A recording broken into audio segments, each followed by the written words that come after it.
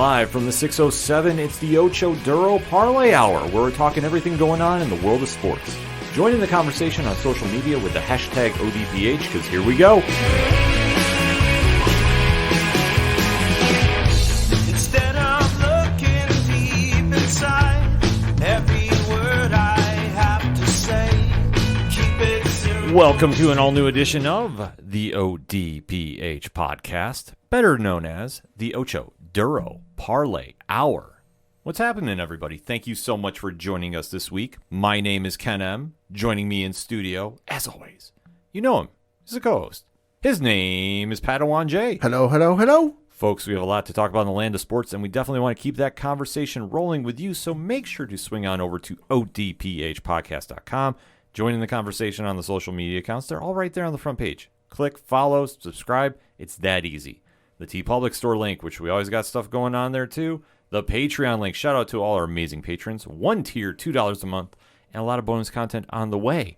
Parlay Points blog section, the classified section, which has friends of the show, such as 3FN Podcast. The directory. Pat, how many providers are we on? 190,000. Sounds about right to me. The music section for anything and everything that is the ODPH. You can find it at odphpodcast.com, and always remember to use the hashtag ODPHpod on social media. Kicking off this edition of the show, we have to talk about the NFL final season. Well, the final week of the season. The final week of the season, for some teams, there will be a lot of changeover happening, and we've already started to see some of that unfold. Yeah. And for others, it's now prepping to see where you're going next because the playoffs have now been solidified. Yes. The teams have been seeded, and it is going to be an interesting ride. But first, we have to talk about our locks and leaps, and yours truly is the new champion of 2022-2023. This is true. So shout out to everybody who played this year, too. It was a fun ride. Definitely down to the wire. Probably the closest race we've had to the end. Yeah. In recent memory. Yeah. So it's always a fun thing when we get all our podcast friends together to play the game, and we'll be doing that. And if you're not following, you should definitely swing on over to the Facebook page, and that's where we've been posting the results. As you are the ODPH Locks and Leaps champion, I am a fantasy football champion. So ODPH Society, acknowledge me. Exactly. I am a visionary. I am a revolutionary. I am a champion. We had a lot going on this week. Listen, folks, I'm happy about this. I've been playing fantasy football for 15 years. I've gotten to the final game. I finished second a couple of times, but I've never actually won the whole damn thing. So I'm happy. Yeah, and this is the first year I've won locks and leaps. So this is a time to celebrate. And obviously, with the football season winding down, there's a lot of discussion to be had. And we have some celebrating to do in some certain aspects. And if your team did not do so well, I'm sure you don't want to hear a lot of celebrating either. But we have to call it right down the middle, so let's get into it, Pat. What you got? Yeah, so we're going to start with my locks. Not going to mention my leaps because, well, they didn't really mean anything when it comes to the overall playoff picture. But one of my locks was the Kansas City Chiefs to beat the Las Vegas Raiders, which they did by the final score of 31-13. Patrick Mahomes, 18 of 26 for 202 yards passing, 1 touchdown, 1 interception. Jared Stidham, 22 of 36 for 219 yards, 1 touchdown, 1 interception. You had Jared Stidham also lead Las Vegas in rushing, 7 carries, 50 yards, no touchdowns. Isaiah Pacheco led Kansas City in rushing with 8 carries, 64 yards, 1 touchdown. Then for receiving, you had Justin Watson lead Kansas City in receiving with 1 catch, 67 yards, no touchdowns. And then Devontae Adams, led Las Vegas in receiving with 5 catches, 73 yards, and no touchdowns. Easiest takeaways from this. First and foremost, Kansas City is playoff ready. This was like a tune-up game for them. Yeah, they definitely took it very serious this time, which we weren't sure exactly after seeing the last couple of weeks how they were going to take this game. They definitely showed up for this. I think they took it serious for all of like 2 quarters, and then they realized, oh, this is going to be easy. And then they started doing the kind of schoolyard bullshit you see, which like the ring around the rosy merry-go-round. Yeah. They did, which was odd. Well, I think at that stage, they're just like, okay. Let's have fun. They're going to just really enjoy the moment they're in, because at that point they felt they broke the Raiders' will, and they kind of did. Kind of did, yeah. But it was good to see, if you're a Chiefs fan, that your team actually took this game seriously and showed up. Yeah. Because they beat up a bad team. And I'm sorry, the Raiders have been arguably the biggest disappointment this season. You know what? Probably. I mean, just because I'm a little preview, we're going to talk about our predictions we had at the start of the season. All 2/3 of us, between Ken, myself, and then Rich from the 3FN podcast, 2/3 of us chose the Raiders to win that division. So, whoops. I mean, just looking through things, sure, you had some teams that were pretty bad, or in some cases worse than what the Las Vegas Raiders did. But I think in terms of biggest disappointment, either them or you can make it. I think you can make an argument for Denver. But I would say Vegas is a bigger disappointment. Vegas had more of a spotlight on it because when they got Devontae Adams, Chandler Jones, yeah, they had more moving parts coming into their organization. New head coach, yeah, new front office. Well, not new front office, new coaching staff, I should say. Yeah, so they had a lot more attention on them. Yeah, and this was going to be the year that either Derek Carr made or broke this team. Mm-hmm. Unfortunately, he broke him. I mean, go back and listen to the preview episode we did for the AFC. I mean, I think all three of us, even though 1/3 of us chose a different team for this to win this AFC West division, I think we were all in agreement back on that episode, though, where we all said, even Rich, who is a Raiders fan, said, listen, this is put up or shut up time for Derek Carr. Mm-hmm. You have to win it now or you're gone. And, well, we see how it went. Yeah, he's unfortunately going to be leaving the organization. There's no question in my mind about this. Yeah. Where he ends up is going to be one of the biggest off-season questions. Green Bay. Well, that could be a possibility. That's for one fan in particular. I can imagine you're going to get a very, very nasty message from him. Yeah, probably. But he is going to be a sought-after free agent no matter what. And I don't doubt seeing him come east. I'm not going to make a prediction. I got a prediction, and the Green Bay thing was a joke for one person. Yeah. He's probably going to be the next great quarterback for the Indianapolis Colts. Well, that could happen. They have a propriety and a tendency to go for quarterbacks who are aging, not quite what they once were, and probably shouldn't be given the time of day as a starter. Look at their last few. Phillip Rivers at the end of his career, Matt Ryan at what probably is the end of his career. Yeah, it has to be. Just ever since Peyton Manning and Andrew Luck retired, they've not had real good luck. No pun intended. No, they definitely haven't. No, I'm actually going to say he's going to go further east. I think he's going to be the next quarterback of the Jets. Oh, yeah, maybe. Because they obviously need an upgrade in that position. I mean, the Jets, for what it's worth, are currently saying they're not trading Zach Wilson, but I don't believe that for 1 second. Well, they don't have to trade him, but they're not going to have him start. That's true. He's going to sit behind somebody and hold a clipboard forever and ever and ever. Yeah. But Carr would fit in that organization because the expectation would be a little lower for him. I mean, let's face it, they're the Jets. They're on a rebuild. They've been on a rebuild for like 10 years. The Raiders are built to win now.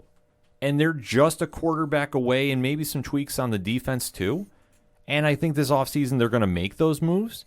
I don't know who's coming out there. I know the name that's picking up some steam, and I know I've talked to Rich a little bit about this as well, and some other fans, is Tom Brady going out there, which he would be a massive upgrade in just managing that team. But albeit, though, you're against Father Time. So it's a catch-22. Yeah. But if McDaniels is still there, that would be a more beneficial area for him because they know each other very well. Yeah.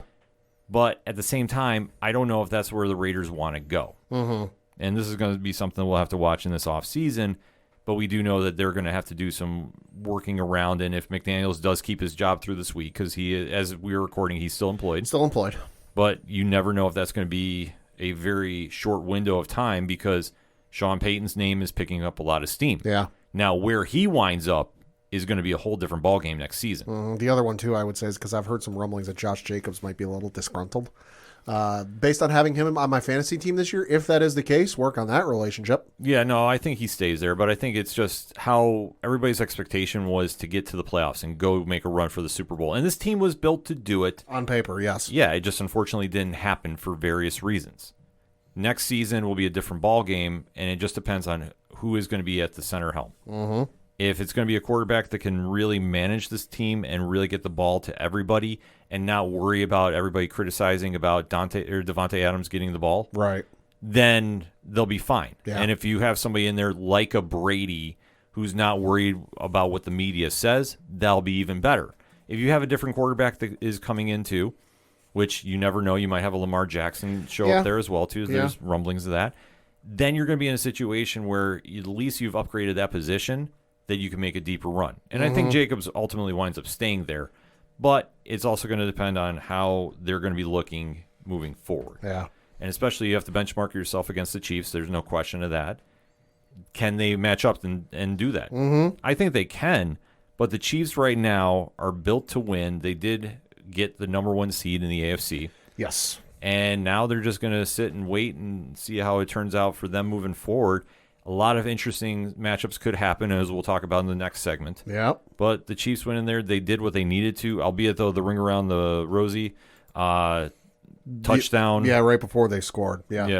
Yeah. That one, it was an interesting call to do, but I don't think you're going to see that in the playoffs. Hell no. Really Hell doubt no. that. Hell no. But I think that was a statement they want to say, that they were just kind of waiting to see what the Raiders were going to do, and they didn't do anything. Yeah.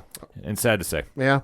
And then my other leap was the Cincinnati Bengals to beat the Baltimore Ravens, which they did by the final score of 27-16. Joe Burrow, 25 of 42 for 215 yards passing, 1 touchdown, no interceptions. Anthony Brown for Baltimore had 19 of 44 for 286 yards passing, no touchdowns, 2 interceptions. Kenyon Drake led for Baltimore in rushing with 16 carries, 60 yards, 1 touchdown. Joe Mixon led for Cincinnati with 11 carries, 27 yards, 1 touchdown. Jamar Chase led Cincinnati in receiving with 8 catches, 86 yards, 1 touchdown. And then Isaiah Likely led Baltimore in receiving with 8 catches, 103 yards, no touchdowns. Well, this game was going to be an interesting one. If Lamar Jackson was there. Yes, but since he did not play... Went the way we thought it would. Yeah, exactly. Cincinnati is the hottest team in football right now. Yes. And I think that they're going to be a force to reckon with no matter who they are facing in the playoffs. Mm-hmm. And obviously, we do know they're going to be facing Baltimore yet again next week. Oh, yeah. So we do know that these teams are very familiar with each other. 3rd time's a charm. But the question mark is going to be, what is the status of Lamar Jackson? Because let's be honest, the way we've seen Baltimore play since Lamar Jackson went down, without Lamar Jackson in that starting quarterback role, the Ravens are skunked. Yes, they're very, very average, to put it mildly. If not below average, honestly. And obviously, they're going to have to really step their game up against the Cincinnati team that was very, very primed and ready for this one. They knew the stakes were going to be very high, and they definitely wanted to make sure that they got a very good seed for the playoffs. And they want to set a message to the rest of the league. And they did. And I really think that no team wants to face them first round. Baltimore, I don't know what they can do really differently. They're just going to be playing a physical game against Cincinnati. That's the best hope they can have. But I'm going to say right now, if Lamar Jackson's not in there, this is probably the easiest lock to pick. So I pulled up the Ravens schedule here, and Lamar Jackson went down, for those of you who don't remember, in week, where is it? There it is, 13 against the Denver Broncos. He started that game. He only went 3 of 4, 11 yards. They won that game by the final score of 10-9. But since he went down, so since they went like a full game plus without him starting, they have gone, let's see, 1 win, 1 loss, so 2 wins and 3 losses. So they're 2-3. Yeah. Which, and so the teams they've beaten are Pittsburgh and then Atlanta. Meanwhile, they've lost to Cleveland, Pittsburgh, and then Cincinnati. Not exactly striking fear in the heart of any team they're going to be facing. So it ain't the GOAT Brock Purdy. No, absolutely not. So Baltimore, they just have to literally wait and see what's going to happen with Lamar Jackson. If Jackson's in the lineup, there is a legit chance they can win this game. Oh, absolutely. If he's not, forget about it. This is going to be Cincinnati. I think the score is going to be roughly the same, if not even Cincinnati up by another touchdown. It's nothing against the Baltimore defense, but there's only so much you can do when you're on the field that much. And that's going to be the problem that Cincinnati is going to really make sure happens. And if Lamar Jackson is in that lineup, it's a different ball game, and Cincinnati might struggle a little bit. It'll be a closer game. I think ultimately, though, Cincinnati wins. I do too. And just for record's sake, looking at the spread, and this is as we record, where Lamar Jackson is not currently scheduled to play, or at least we don't know if he's going to or not. Currently listed as out. Cincinnati is the favorite by 6.5 points.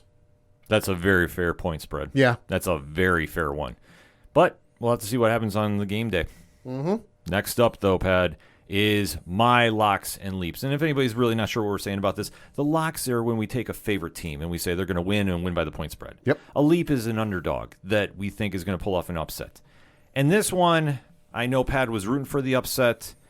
I had a feeling this team was going to really show up, obviously. I mean, listen, I was hoping for contention. I've been down this road before where, the Patriots have gone into an emotional game with outside circumstances going on.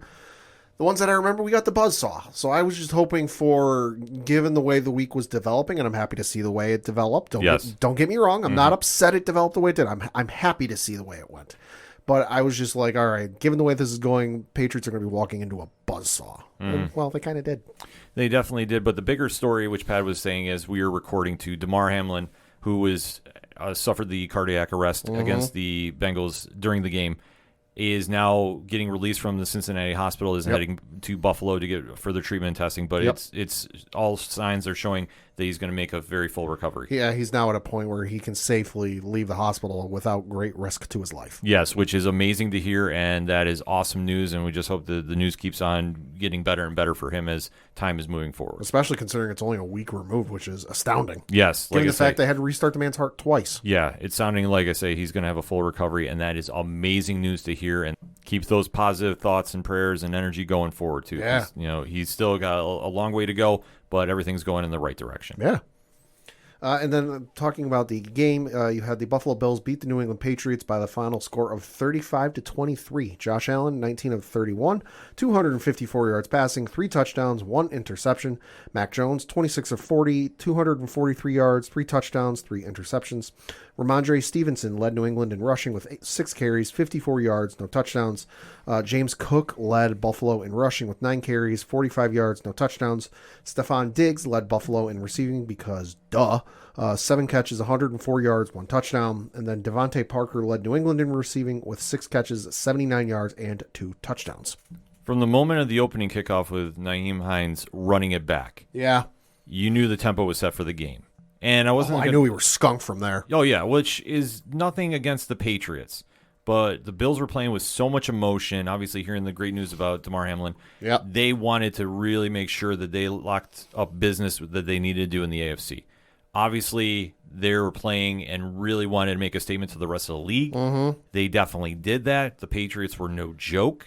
And if anybody was thinking that this was going to be a pushover game, it never was going to be. Any Bill Belichick-led team is not going to be a pushover. The Bills went in there and were getting tested. And I think this is a great win for them because the Patriots were a playoff contender. And to really see where they benchmarked against, I thought they really put a good showing moving forward for this. Obviously, getting 2 kickoff returns, though, does help. Yeah. So it's good to see the special teams really playing their part here. The only thing that kind of worries me a little bit is the running game did not get going. Well, you haven't had a running game in 2 years. Right, but going into the playoffs, I wanted to see a little bit more. I know that I'm kind of being a little nitpicky. Yeah, thank you.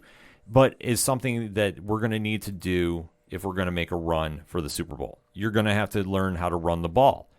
If James Cook is only going to get 45 yards and be your leading rusher, that is a little pause for concern. I mean, let's just be real, though. Like I said, I haven't had a decent running game in 2 years because, again, this year, you had a rusher crack 100 yards once, and that was Devin Singletary, Week 16 against the Chicago Bears, where he rushed for 106 yards. Yeah. But nevertheless, I will take the win and did some damage for the playoffs, but also for who they're going to be facing in the first round of those playoffs. Yeah. Meanwhile, Patriots go home, to which I say, figure out your fucking offensive coordinator situation. You got any feelings on who's going to be taking the helm there? I mean, fucking Christ. At this point, I'll take you as the offensive coordinator. Listen, this whole I don't believe in jobs clearly ain't working. You need to figure out what the fuck you're going to do. Whether it's Bill O'Brien coming back, whether it's, Cliff Kingsbury maybe coming back because he's been let go from Arizona today as we record. Just figure out fucking something. This Patricia and Joe Judge tag team shit ain't working. I would put Patricia back in charge of the defense. I know his Belichick's son Steve has been running that. Let Patricia run it. Put Joe Judge back in special teams. Where they were fine before they left. Get an offensive coordinator, and then figure out just what you got to do. You got a great running game between Damian Harris and Ramondre Stevenson. Maybe pick up a couple of offensive linemen in the draft. The offensive line I know needs some work. Some guys might need to go. But then also figure out what the fuck you're going to do with Hunter Henry because Hunter Henry had an atrocious year this year, the tight end. 41 catches, 509 yards, 2 touchdowns. For a tight end, that is fucking atrocious. Let me ask you this, and I'm not trying to get you all heated when I say this. Do you think Mac Jones is the problem? No. I think the lack of an offensive leadership in the coordinator position is the problem. Okay. Because I think he went from one system last year, and you look at how he flourished under McDaniel's system. He was close to winning Rookie of the Year, if not for Jamar Chase having an outstanding year. He would have won it. And then you go to this year where there were reports in the preseason during training camp of how much trouble they were having with the offense, and it permeated into the regular season. I don't think Mac is the problem. We've seen Mac have the talent, but I think just the lack of offensive leadership in terms of coordinator was the biggest issue this year. And it showed, because he had a down year. You had the whole Bailey Zapp thing come in and the distraction. And Mac had some interception issues at the start of the season, but he really got that under control and toned it down as the season went on. So I think if you get an offensive coordinator in there, improve the offensive line. Maybe another offensive receiver wouldn't hurt. I mean, Devontae Parker was great this year. Kendrick Bourne was also good this year.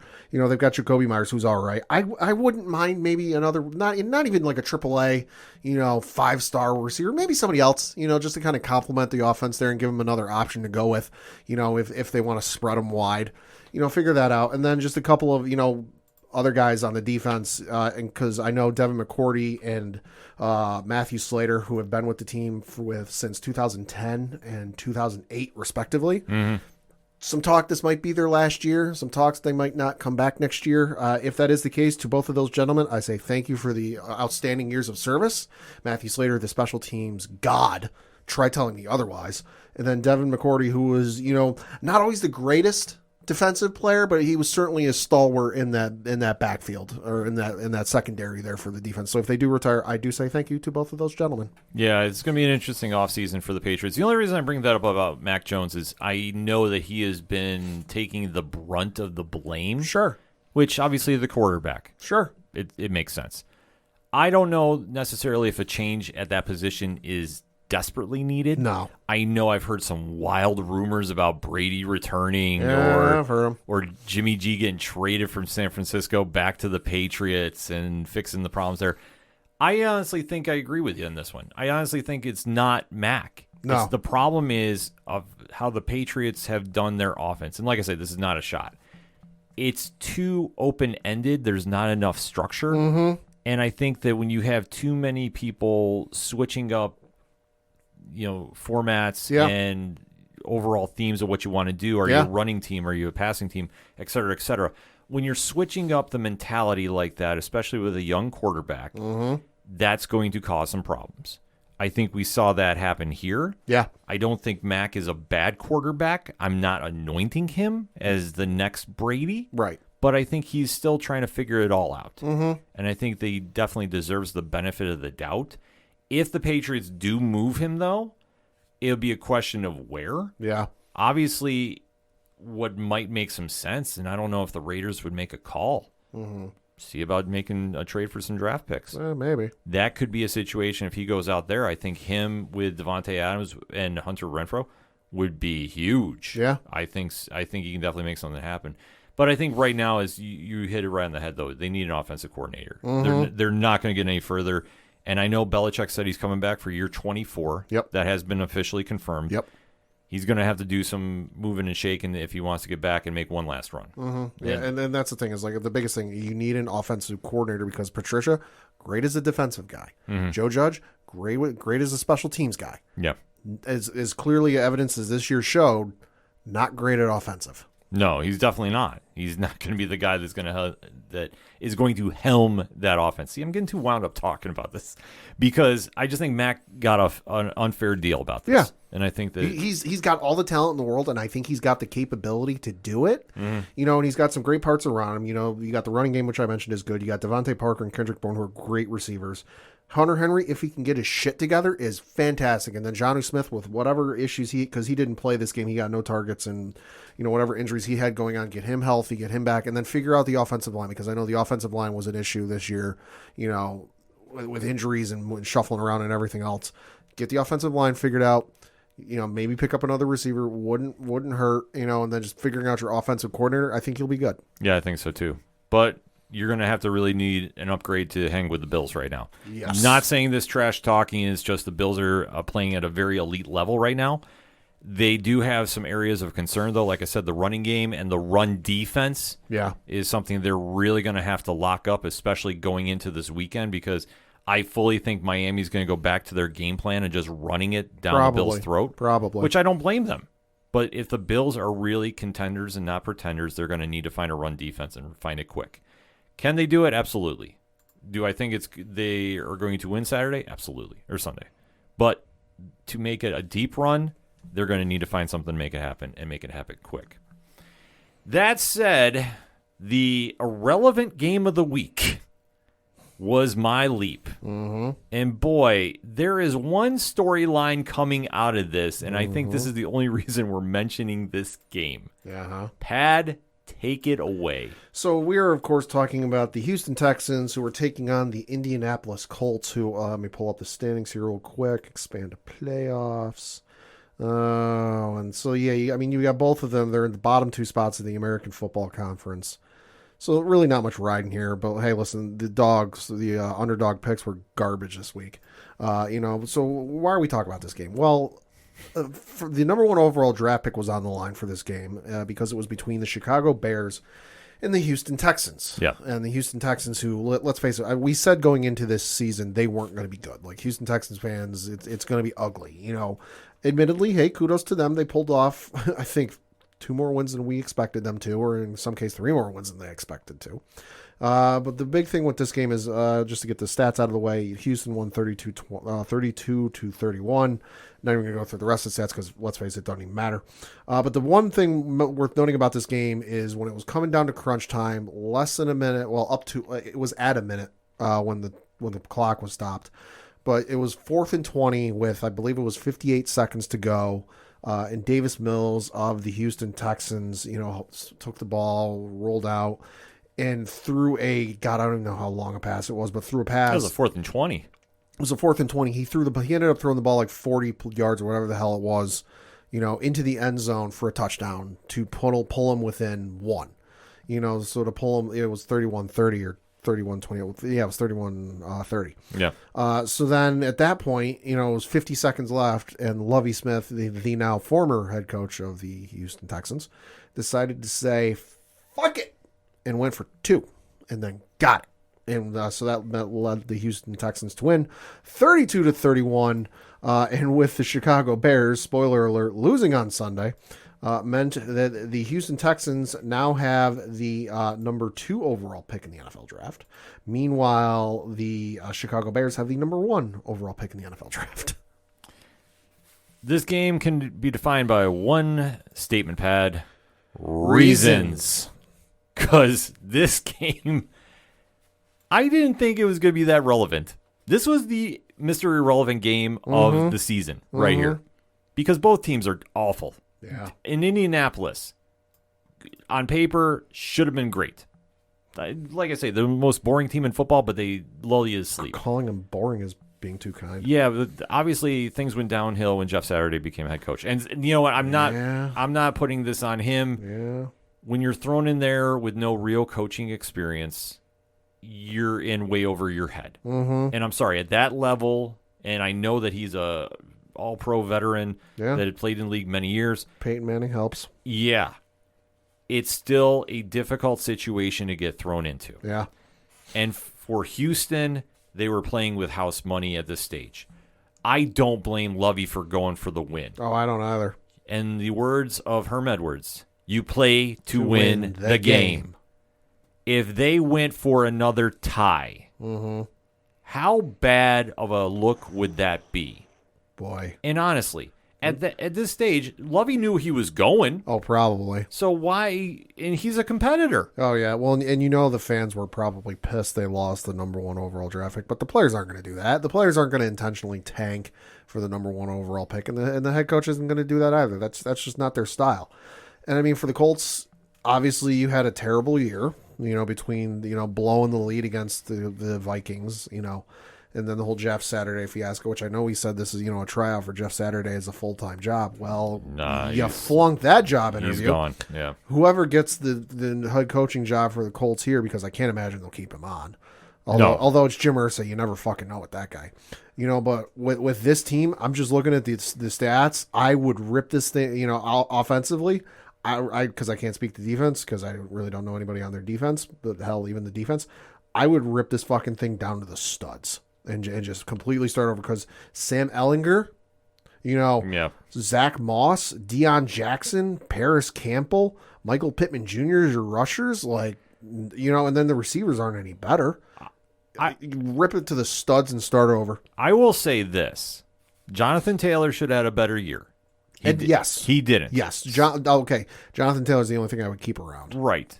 But I will say this. If there's one, I don't want to say bright spot because it's not, I'll say a flickering spot. Sure. Their offensive line is not the worst. Quentin Nelson is a great lineman. And if he can anchor that line, which he had done very well, they just need to get a quarterback behind him that can run that offense. Clearly, Indianapolis has not figured out who's going to be the guy. God, no, they haven't. And I don't know who is going to go there that could fill those shoes. It could be Derek Carr. It could be Jimmy G. It could be a lot of people. I'm not going to make a prediction about this, but I think the one upside that they do have, as weird as this is going to sound, Jonathan Taylor you keep, and I keep Zach Moss because for some reason it's now clicking for him in Indianapolis. He couldn't do it in Buffalo. He's doing it here. More power to him. Keep your 1-2 punch there for running backs because obviously Jonathan Taylor has struggled to stay healthy. And you know what? You can just find some wide receivers in the draft. Yeah. There's a good class that's coming out. Yeah. You can make some moves this offseason, but it just depends on who you're going to have as your quarterback. Matt Ryan is not the answer. No, hell no. Nick Foles ain't the answer Nick either. Foles wasn't the answer. Carson Wentz isn't the answer. Sam Ellinger sure as shit ain't the answer. Exactly. And I looked it up. Combined between the three quarterbacks, there was a total of 60 sacks the Colts gave up this year. In terms of where they pick in the draft, they are at the number 4 position behind the Bears, Texans, and Cardinals. Yeah. So that said, I don't know. They can find somebody. I know the big name is C.J. Stroud. Yeah. For the draft. So I'm just looking at the top 4 teams because I doubt he'll make it out of 5. The Bears don't need a quarterback. They got Justin Fields. No, Fields is there. Houston Texans need a quarterback. So could he go? Maybe. Could he go to Houston? I could see it. Arizona. Well, if they can get Kyler Murray to healthy and stop playing Call of Duty, they don't need a quarterback. And obviously Indianapolis needs a quarterback. So maybe if they're able to swap up with Chicago or something and get the number 1 overall pick, if they really want C.J. Stroud, sure. But if they're not, there's somebody else they could get. Yeah. I mean, maybe. I'll say if you want me to put a percentage on it, I'll say 45% they go for Stroud. I really do. I'll say there's also a son of a Hall of Fame wide receiver that used to play with them at Ohio State. Yeah. If he decides to come out, I'm just saying. Yeah, they're going to have some opportunities. So that's the one upside Colts fans can look at. And then for Houston, too. I mean, both these teams are going to be doing some rebuilding. Houston, I don't even know where you begin. Listen, Houston, if you want, because you're going to have a hard time packing butts in the seats. You want an easy here, I'll give you a free, easy one to pack butts in the seats for next season. First home game of the year, or schedule whenever the hell you want, because he's officially retiring. Put J.J. Watt's name in your Ring of Honor. There you go. Because let's face it, you're a bad team. You ain't going to get any better overnight. You want to pack butts in the seats, do something to honor J.J. Watt. And they should. He's well deserving of that. He's going to be a first ballot Hall of Famer when he's eligible. They need to do something. Houston, it's like, where do you turn? Like that's the scary thing about it. They've been so bad for so long. Well, you know what? When you had a playoff team and then you dismantle it for various reasons, and you have no backup plan, you now are exposed. So Houston is going to be irrelevant for a little while. Could they get lucky and find some diamonds in the rough? Sure. I'll say that. Yeah, it's known to happen. But I'm just saying, right now as we are recording, I don't even see where you can go from here with them. I really don't. No, I don't either. So now their offseason is going to be a bigger mess than I think anybody realized. Mm-hmm. The Colts, they're going to have their work cut out for them as well. So enjoy the offseason, guys. That's all we can really say. This is true. All right, so let's take a quick lap around the final week of the NFL. So we talked about the one Saturday game. The other Saturday game was between the Tennessee Titans and the Jacksonville Jaguars, where Jacksonville won by the final score of 20-16, beating the Titans and clinching the AFC South. Most importantly, though, Christian Kirk, 1 touchdown. 99 yards, $90 million. And dare I say, the video they put out had to be some of the most petty comments towards anybody that criticized them this year. Mm-hmm. I mean, it's amusing. Oh, it is. I'm surprised we weren't tagged in that as well for what we said. But we're being honest fans because Jacksonville finally played up to potential. Well, we know how ownership down there feels about us. Yes, we do. Hey, guys. How we doing? So, that said, they finally played up to the potential. Yeah. Trevor Lawrence really looked like the Trevor Lawrence that was coming out of college. Comeback player of the year, maybe? I would have to give him that. I really do. And I think that for where this team is going, I don't know if they're going to make a run per se, but I will say this. They have a very, very, very winnable first-round game. Yes, they do. And I'm not saying that they're going to be a complete, lock to win, being a leap, but I'm going to tell you this. I don't doubt them winning that game. And that is against the LA Chargers. LA Chargers, yeah. Which we'll get into that next segment. But I'm going to say right now, Doug Peterson knows what to do. And I think that he's going to get this team ready to go. And I think that they're going to definitely make some noise. Mm-hmm. And I think their defense is very low-key solid. Yeah. And I think they can make some waves if they get in there. But then again, I thought Tennessee could do the same thing as well. Well, Tennessee had just had, Derrick Henry had an okay year. You had the quarterback issues with Tannehill. He ended up getting shut down for the year. They traded away half their friggin' receiving core. Yeah. In the offseason. So I think it was a sign from Tennessee that, hey, listen, we're going to contend, but we're probably not going to win. No, they're definitely not there anymore, which is weird to say. They just had such a bad year. And they had such a short window, too. Yeah, that's the whole thing about them. They went all in and they just crapped out. I mean, it happens sometimes. Because the year, what was it? The year they beat Brady in New England was what, 2019? I believe so. So it wasn't that long ago. No. It's not like, that was 10, 15 years ago. No, that was relatively recent. No, they've had chances because Derrick Henry is in that prime of his career. The scary thing for them that they're going to have to realize, he's not going to be running at this level forever. What do you have after him? Mm-hmm. And they don't have anything. Sorry, I know I'm going to get some angry tweets about this. But listen, it's true, though. When your entire offensive identity is Derrick Henry, you need a backup plan. Yeah, so that's something they're going to have to look in this offseason for. As for Jacksonville, congratulations, guys. I would not be making my petty videos, though. That's just my opinion. Yeah. Because you guys haven't done anything yet, because if you don't make it out of the first round, it's all for nothing. This is true, although I will be honest. I do have a minor rooting interest in them. If for no other reason than they win a Super Bowl, WWE will send the title down to Jacksonville. And if you know who owns Jacksonville, you know why I'm saying that. And that's why I'm going to make a bold prediction. He'll get an NXT belt. He won't get the real belt. Yeah, I said it. You guys know how to find us. Yep.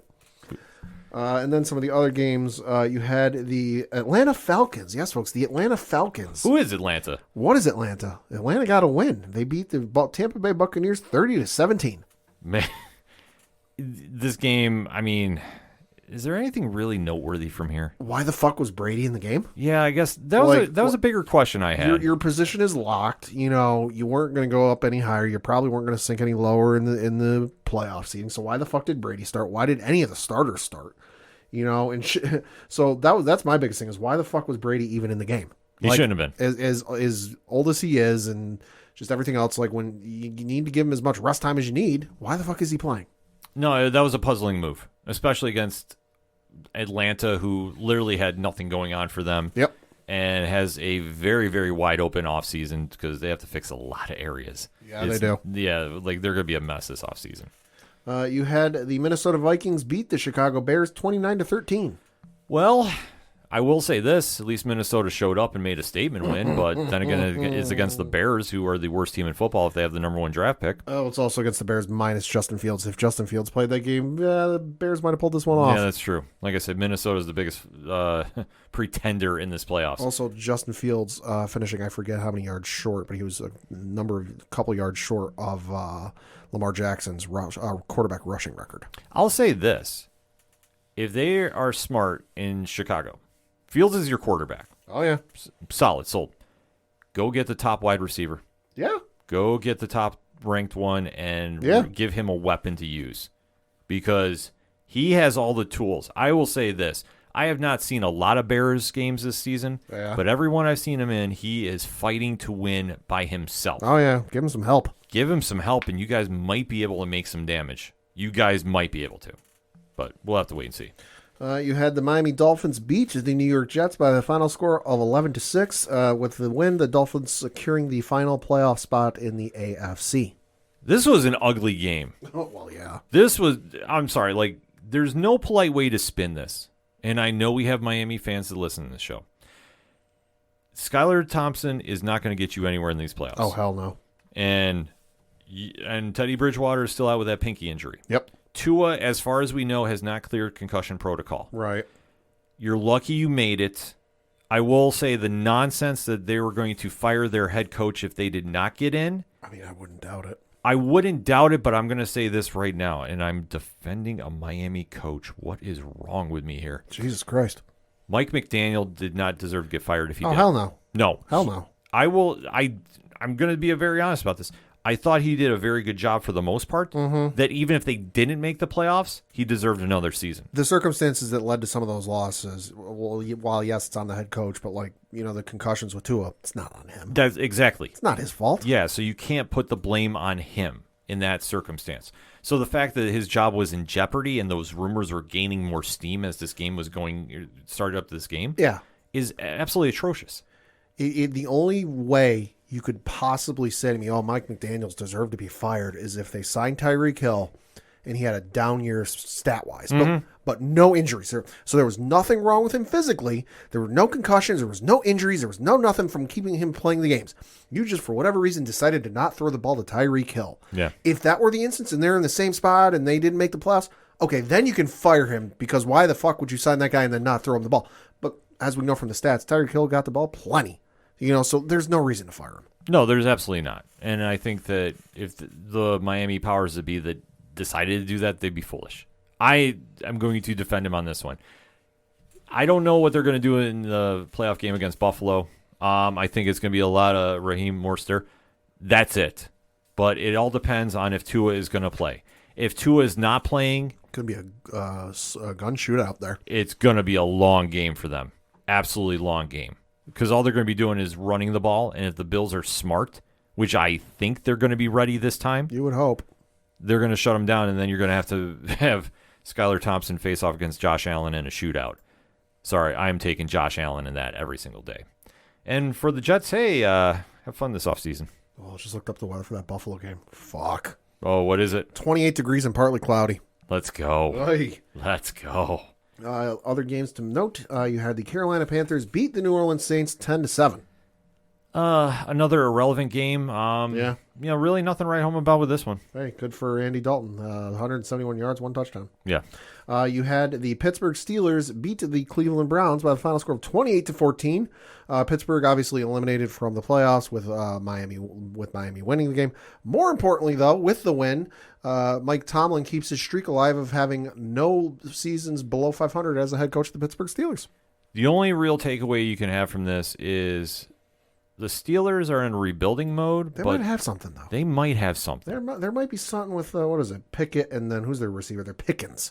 There might be something there. I mean, because Pickett, 195 yards passing, 1 touchdown. And then Pickens, God, that's going to be a tongue twister to say, 72 yards and 1 touchdown. There might be something there. Well, with those two and Najee Harris, yeah, they've got some potential. Get a tight end, get another receiver. Yeah, like I say, the Steelers will fix this very quickly. That's the one thing about that team. Their culture is built to win and be consistent. They're going to handle this very, very quickly. I'm not saying they're going to spend a lot of money in this offseason, but they'll do something. They'll do something. As for the Browns, well, drive home safely. Yep. You had the Denver Broncos beat the LA Chargers by the final score of 31-28. Let's ride. Yeah. This game, the biggest question I had concerning this is why did the Chargers have their starters in?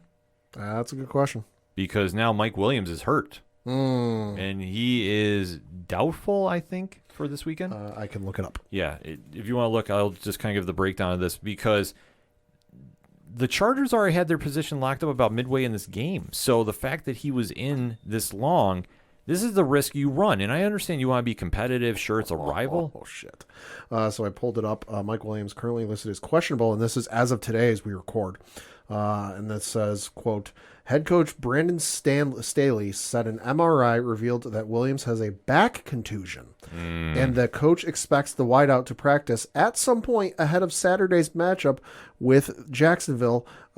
Daniel Popper of The Athletic reports, close quote. Yeah. See, listen, I realize I'm no medical doctor, but if you have a back contusion, you're probably not going to play. no, he's definitely not, and that's a big loss for them. So this is a situation where I thought it was very foolish that they were still even in this. Yeah, because they couldn't improve their spot any. No. So it's not like, oh, if we win and X, Y, and Z to happen, we can move up. But so you're locked in. Like, why the fuck are you even doing this? Right. So Have your starters in for a series just to get some reps and some actual game time. treat it like a preseason game. Exactly. Have them in for a series. Get some reps in because you can't replicate the actual feel and whatever of a game in practice. So you give them some actual game time experience and pull them.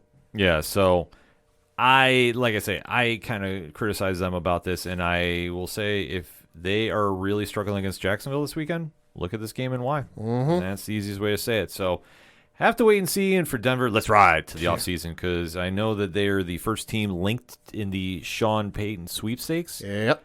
I don't know if he's going to go there. If memory serves, they've got permission to interview him from the New Orleans Saints because he's still technically under contract with the Saints. But because of the way the NFL league rules work, he cannot interview with them until it's either on or after January 17th.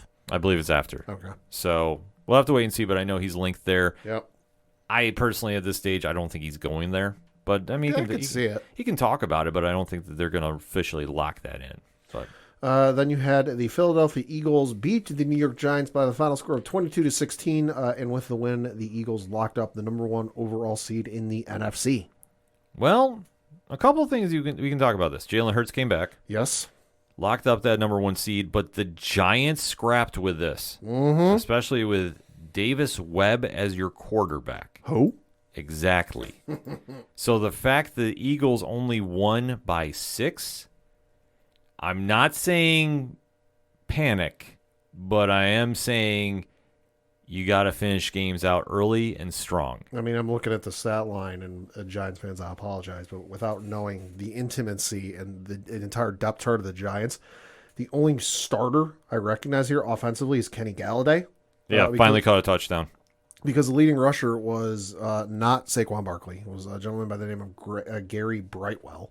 And then the leading receiver was Lawrence Cager, I believe is how you pronounce it, with 8 catches, 69 yards, no touchdowns. So the backups were in for this game. Yeah. It's an interesting setup, but nevertheless, Philly is in the number 1 seed, and that was the job they needed to do. The Giants are in the playoffs too. I mean, it's a crazy scenario to see shape up. Yeah. But yet here we are. And the Giants, we'll get into them next segment. I'm just going to kind of tease that a little bit. You had the San Francisco 49ers beat the Arizona Cardinals by the final score of 38-13. Cliff Kingsbury's gone. Cliff Kingsbury's gone. The GM is gone as well, although not fired, I believe, if I read right. Step down. Yeah. So Arizona's going to be in a big transition phase, and rightfully so. Obviously, this season went from promise to disaster rapidly. Kyler Murray still playing Call of Duty. Yeah, so it's going to be a weird off season for the Cardinals. Yeah, who, if I read correctly, have not had a head coach make it past 5 years. Yeah, they have in their 100 years of existing in the NFL or in professional football. They have not had a head coach last more than 6 years. That's insane. In 100 years. That's if you're a Cardinals fan, that's the only thing I say is ugh. Yep. But San Francisco looked like the true number 1 seed in the NFC, so you know. Brock Purdy, GOAT, 5-0. It's crazy. It's absolutely MVP, wild to see. MVP. We'll talk about that next segment. You had the Seattle Seahawks beat the LA Rams by the final score of 19-16 in overtime. Man, this game had locks and leaps implications all over it. And the big takeaways from this is Seattle is the Cinderella of the ball. Yeah, if they had to win to keep their playoff hopes alive and stay in the playoffs, they did, which knocked out the Detroit Lions. So Seattle made it into the playoffs with this game. But yeah, hey, given the fact that I don't think anybody outside of the state of Washington or the Pacific Northwest had these guys even making it in the playoffs as a wild card spot, is astounding for them, and kudos to them just because, Russell Wilson leaves, in comes Geno Smith, who's never been a proven commodity, maybe outside of college. Yeah. And you don't know what you're going to get with him. It was kind of like a written off of, well, hey, you got a guy to at least tide you over until you got your next guy. And you know what? He actually did better than we thought he would. He did absolutely way above expectations. So Seattle's got to be super happy with what they have going on right now. Not saying he's the long-term answer, but they're going to the playoffs. You don't need to. He's not the long-term answer, but you don't necessarily need to push the panic button in the offseason if there's not something in the draft that you absolutely love. Exactly. And then for the Rams, a lot of uncertainty all of a sudden. Yeah, especially Sean McVay might not come back. There's some of the allegedly coordinators might not come back. Hey. Yeah, well, they're going to be going to a rebuilding phase, and the rumor, and I stress rumor because we don't know Sean, is he doesn't want to be part of a rebuilding project.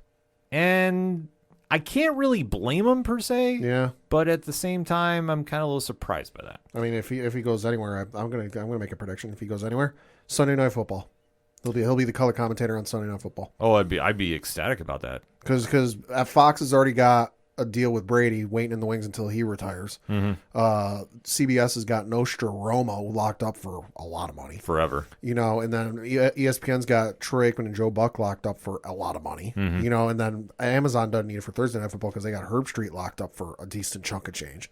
Sunday Night Football's the only spot that I could see him going. That would make a lot of sense. I'd love to see him on there because I think he can add a lot.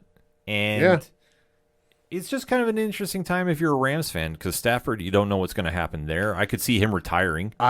He says he's not, but listen, the way the injury went and just how it progresses in the offseason, I could see him calling it. And there's no shame in it. No, absolutely not. He's a Hall of Famer in my eyes. So, he is in my eyes too. And if you don't believe us, look up the clip. You should be able to find it on YouTube of him versus, I believe it was the Cleveland Browns in Detroit, which is supposedly the longest unedited clip in NFL films history. Yes. If you look something up by that name, the longest unedited clip in NFL films history on YouTube, you should find it. It's the end of a game. He had his rookie season, I believe it was, against the Cleveland Browns. That's all I need to say. Yeah, it's absolutely a wild scenario to play out, but he's somebody that he literally leaves it all on the field. Yeah. So if he decides to ride off, I'm okay with this. Aaron Donald, we don't know his future as well too. He might be taken. I think he's setting sails into that sunset. Yeah, which you know what, I don't blame him at this stage. If you know you're going to be rebuilding and you're at that end of your career stage, why not? Why put your body through the rigorous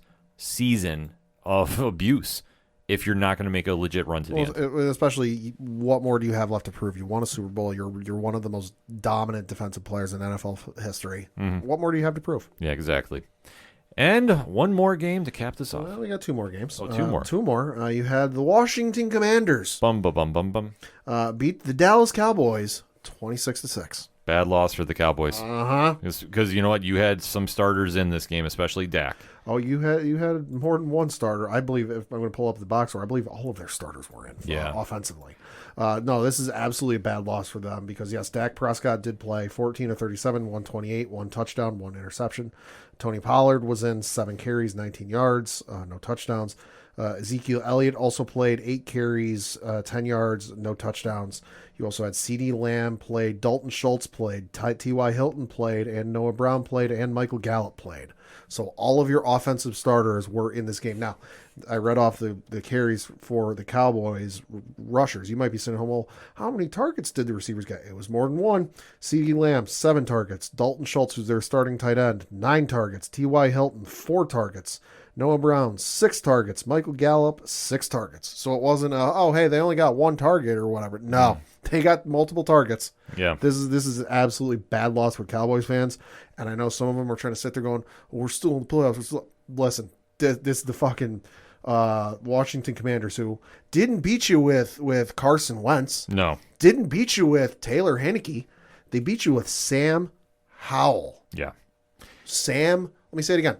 Sam Howell. Yeah. If you've heard of Sam Howell, raise your hand. Oh, good. There's no hands.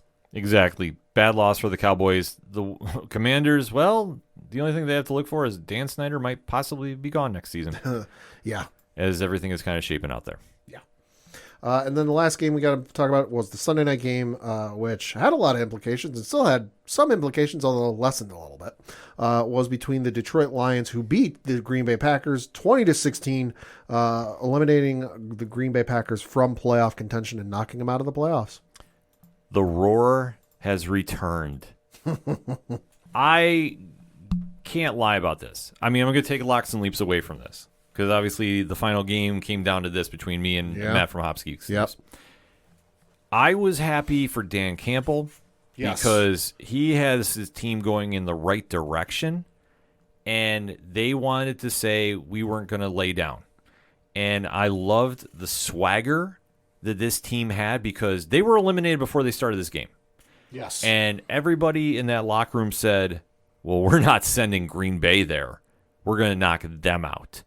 And Aaron Rodgers made some comments prior to this game that have been well documented throughout social media that he took them way too lightly. This team, we had said in the preseason show, could make a run in those playoffs. They're not as bad as their record had portrayed. However, this season, the bad luck came early, but we have to remember they were the number one scoring offense for like the beginning 6 weeks of this season. Something like that, It was something absurd like that. So that said, Aaron Rodgers could not get anything going with his team. No. They were in prime position to put up 7 points multiple times in that first half. Oh, yeah. They couldn't. They came away with 9 points. As for Detroit, they had a game. Jamal Williams. Shout out Jamal Williams. Yes.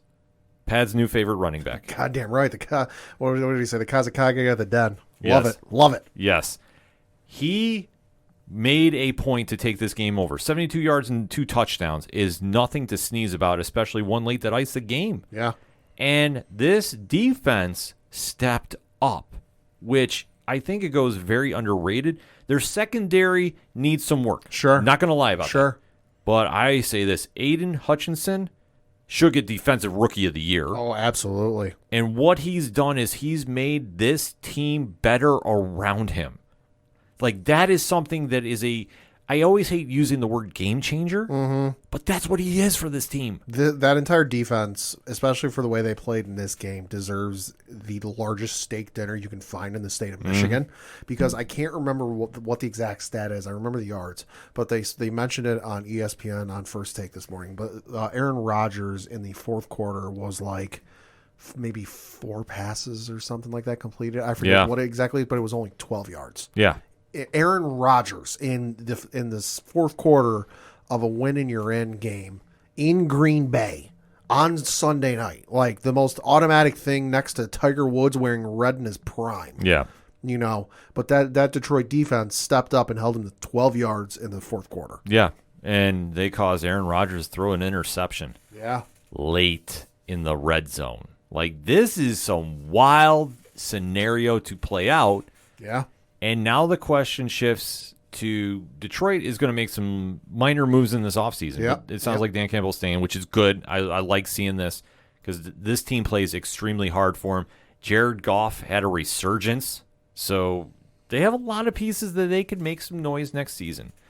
But the bigger takeaway from this is, what is the fate of Aaron Rodgers? Who, after the game, in case you haven't seen the highlight, was asked by one of the players on Detroit for his jersey, a little jersey swap. Yeah. And Aaron Rodgers, and it was caught on camera, so this ain't people lip reading or anything. It was caught on the mic. Yeah. Said, I'd rather hold on to this one. Yeah. Which is leading to a lot of speculation. He might not come back. Well, I think at this stage, the magic was not there. And I'm not saying he fell off. I want to make sure this is coming out correctly. But I think he is now realizing what he has with this team. And it also comes out, does he want to put himself through such a tough offseason to get ready for a run if he doesn't think they're going to make it? And that's a situation that they really have to come up with and decide, is this going to be the future or not? Right. And I think for him, I could see him riding off into the sunset. Oh, I could too. He's got other business ventures he wants to get into. Yeah. And obviously he's had a very... Interesting. Thank you. That's probably the nicest way to put it. relationship with the front office over the past couple of years. So I could see them making the switch to Jordan Love and saying Aaron's going to retire. I could see it.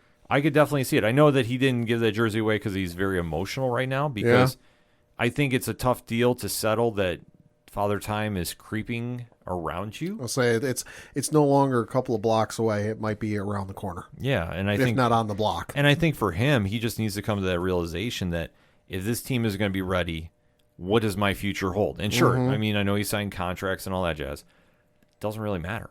He doesn't really need it. Yeah, exactly. When you've got other business ventures lined up after you're retired, because hey, he could still end up as host of Jeopardy. Yeah. You know, he had that run when they were doing test hosts for Jeopardy after Alex Trebek unfortunately passed away. Mm-hmm. He could go host Jeopardy. He could, start his own game show and host that, much like LeBron James and Steph Curry have done. He's got so many options, it's not even funny. Yeah. Like, that's the thing. It's truly scary of what he can do in this offseason if he wants to. Playing football is not that big of an option anymore for him, I think. And I don't want to say he lost his passion, but you kind of tell something wasn't right. Every player eventually hits that point where they're at this point, or gets to this point where, football, you just can't perform like you used to. You can't run, can't throw, can't catch, can't this like you used to, and you kind of start to lose interest. And I think he's there. I think so too.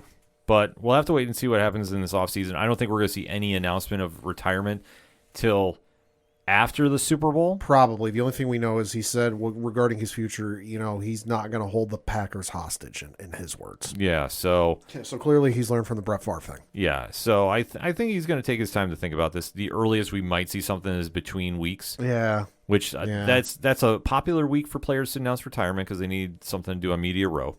But I think we'll hear something after the offseason, if not the week or two before free agency, so the Packers can make some moves.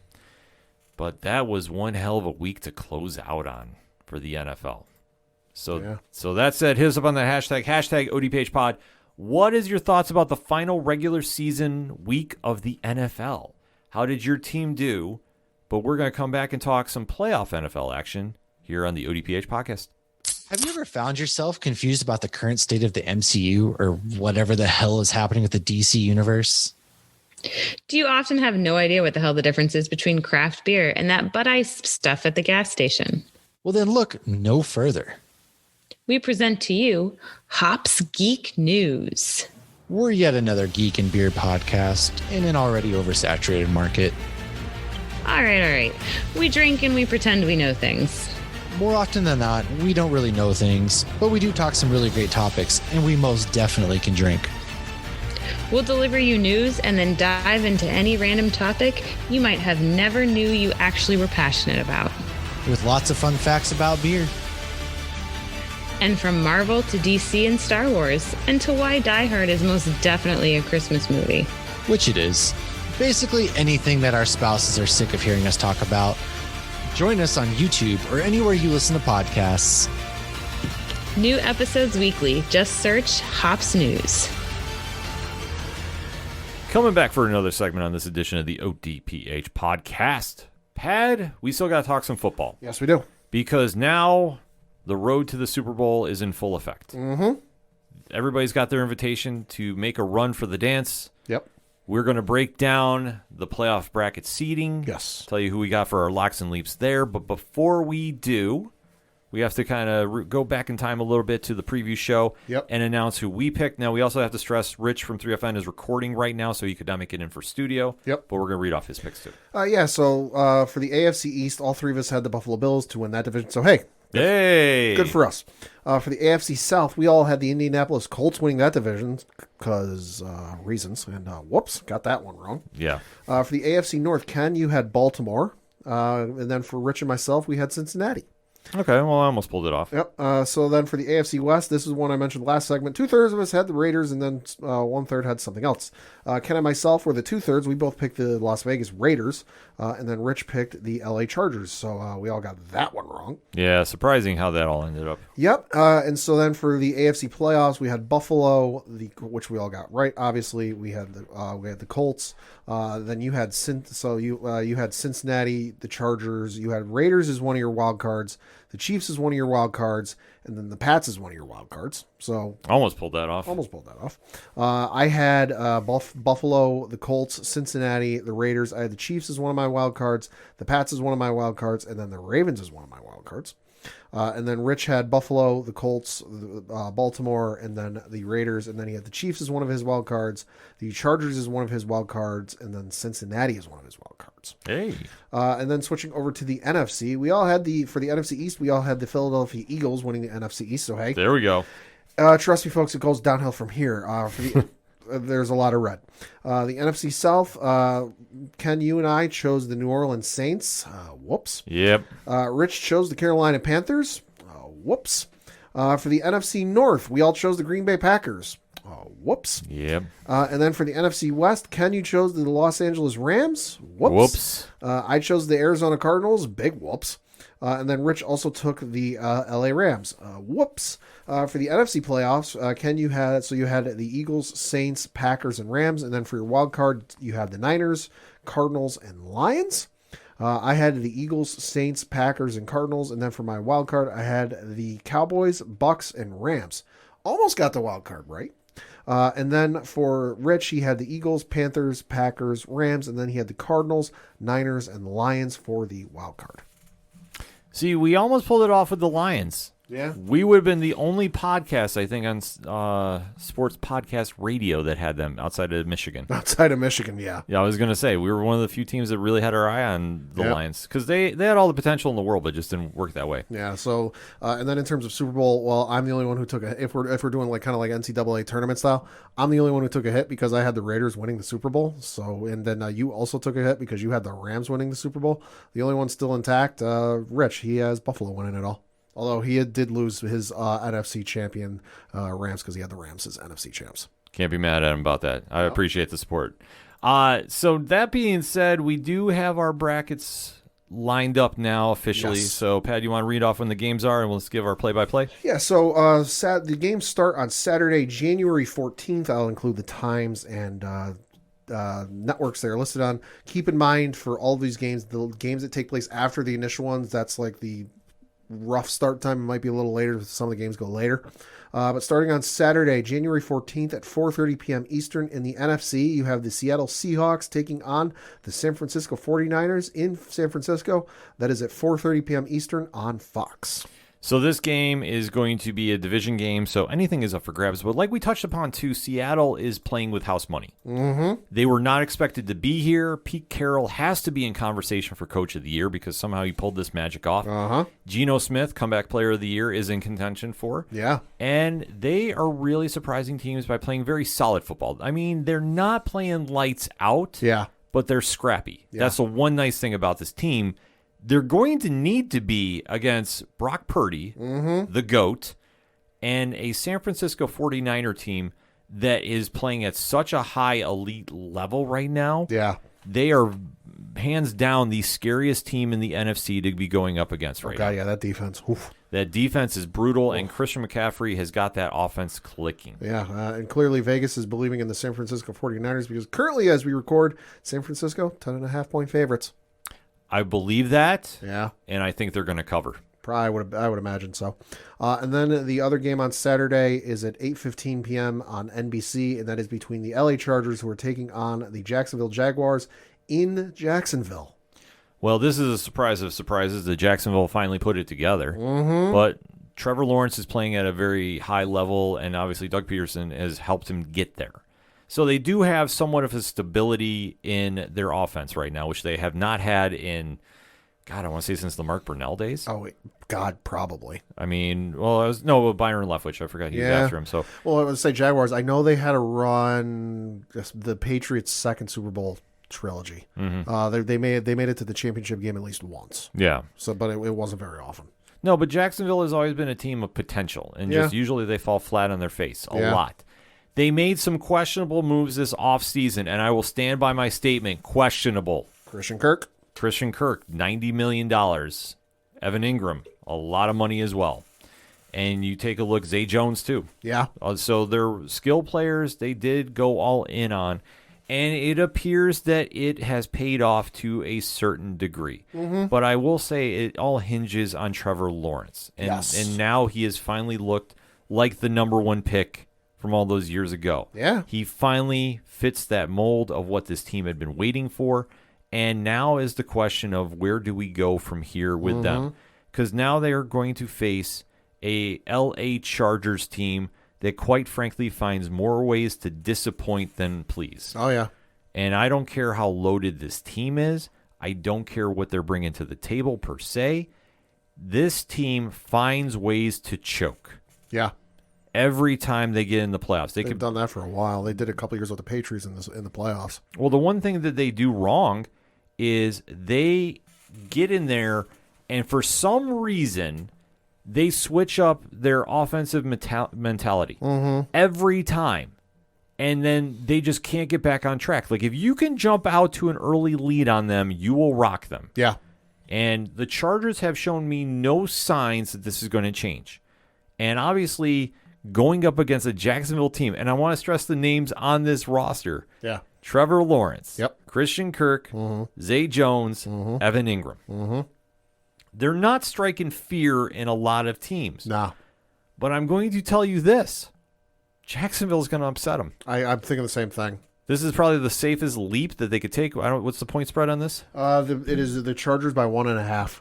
That's telling. And also, it's also interesting because looking at the injury report, Jacksonville, no injured players. The Chargers currently have 3, one of which is Xander Horvath, their fullback. He is out.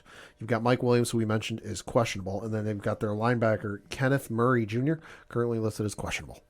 That's wow. Chargers don't have any injuries? The Jaguars don't have any injuries. They're on their. That's what I meant. Sorry, the Jacksonville. Jacksonville Jaguars, according to the game preview, I'm looking at ESPN.com for their game. Jacksonville has no injured players. You know why? Because I wasn't sure because I didn't hear Travis Etienne's name in the stat line for Jacksonville last game. Like I say, I'm not going to go back and check that. But if they have a solid running game, they're going to give the Chargers some fits. And the Chargers did a very costly mistake playing their starters when they knew they clinched and they could not go anywhere in the playoff seeding. So I understand you want to be competitive, but sometimes that comes back to haunt you, and I think it's going to come back here. I like Jacksonville a lot in this one. Yeah, I do too. So we'll have to wait and see how that all plays out for them. Switching over to the Sunday game, Sunday, January 15th, at 1 o'clock Eastern on CBS, you have the Miami Dolphins taking on the Buffalo Bills in Buffalo, where it is scheduled to be partly cloudy, as I mentioned, and 28 degrees. Bills Mafia, playoff time, cold weather. I'm not saying this is a complete lock, but I'm going to say this. Current spread is Buffalo by 10.5. See, that might be the case because nobody knows the status of Tua. This is true. Currently listed as out, although that could change between now and Sunday. That could seriously change. So if you are... I tell you this, because given what we announced earlier last segment about the Buffalo Bills and Damar Hamlin, that he's traveling back to Buffalo, if they march him out there before the start of the game, it's a fucking wrap. Yeah. It's done. Like listen, the Bills marched out, the medical personnel and the emergency responders before that game. Mm-hmm. And the Bills pulled off 2 kickoff returns in the same damn game. You marched him out, they're probably going to have a repeat performance where they scored a touchdown on every goddamn possession. Yeah. No, if I'm telling you right now, Dolphins fans, I've run into this situation with the Patriots multiple times with like an emotional situation going on with the game. You're going to run into a fucking buzzsaw because Damar Hamlin, thankfully, is going home. Mm-hmm. He's traveling. If he's not already back in Buffalo, by the time you hear this, he will be soon. If he's able to get to Orchard Park and be there and walk out onto that field for the game, the place is going to register on a Richter scale someplace. Yeah, I fully agree with you, Pat. And I'm saying I don't doubt him leading with how they run the flags out. Yeah. If he comes out with that. If he's able to do that, oh, God. Yeah. If he comes out just walking with him like he's the one leading everybody, that stadium is going to come unglued. Mm-hmm. It won't matter about a Bills run defense. They're going to be going absolutely crazy. Oh, yeah. They'll cover that spread. Yeah. So I do like Buffalo in this, not saying as the homer pick, but I will say this. It depends on who's at the quarterback position for Miami. Yes. And that hinges a lot. If it's Tua, I don't think that the spread will get covered. I think it'll be closer than that because I think it'll get into a shootout between Diggs and Tyreek Hill, which fucking give that to me all day. Yeah. But if it's anybody but Tua, that spread's getting covered. Oh, that spread's going to get covered. I think it's just going to come down to Buffalo wins either way, by the way. Yeah, I think Buffalo wins straight up. I could see it being a 3-point game, though, if Tua is playing. But it just depends on what status he's in, too. I mean, that's the thing.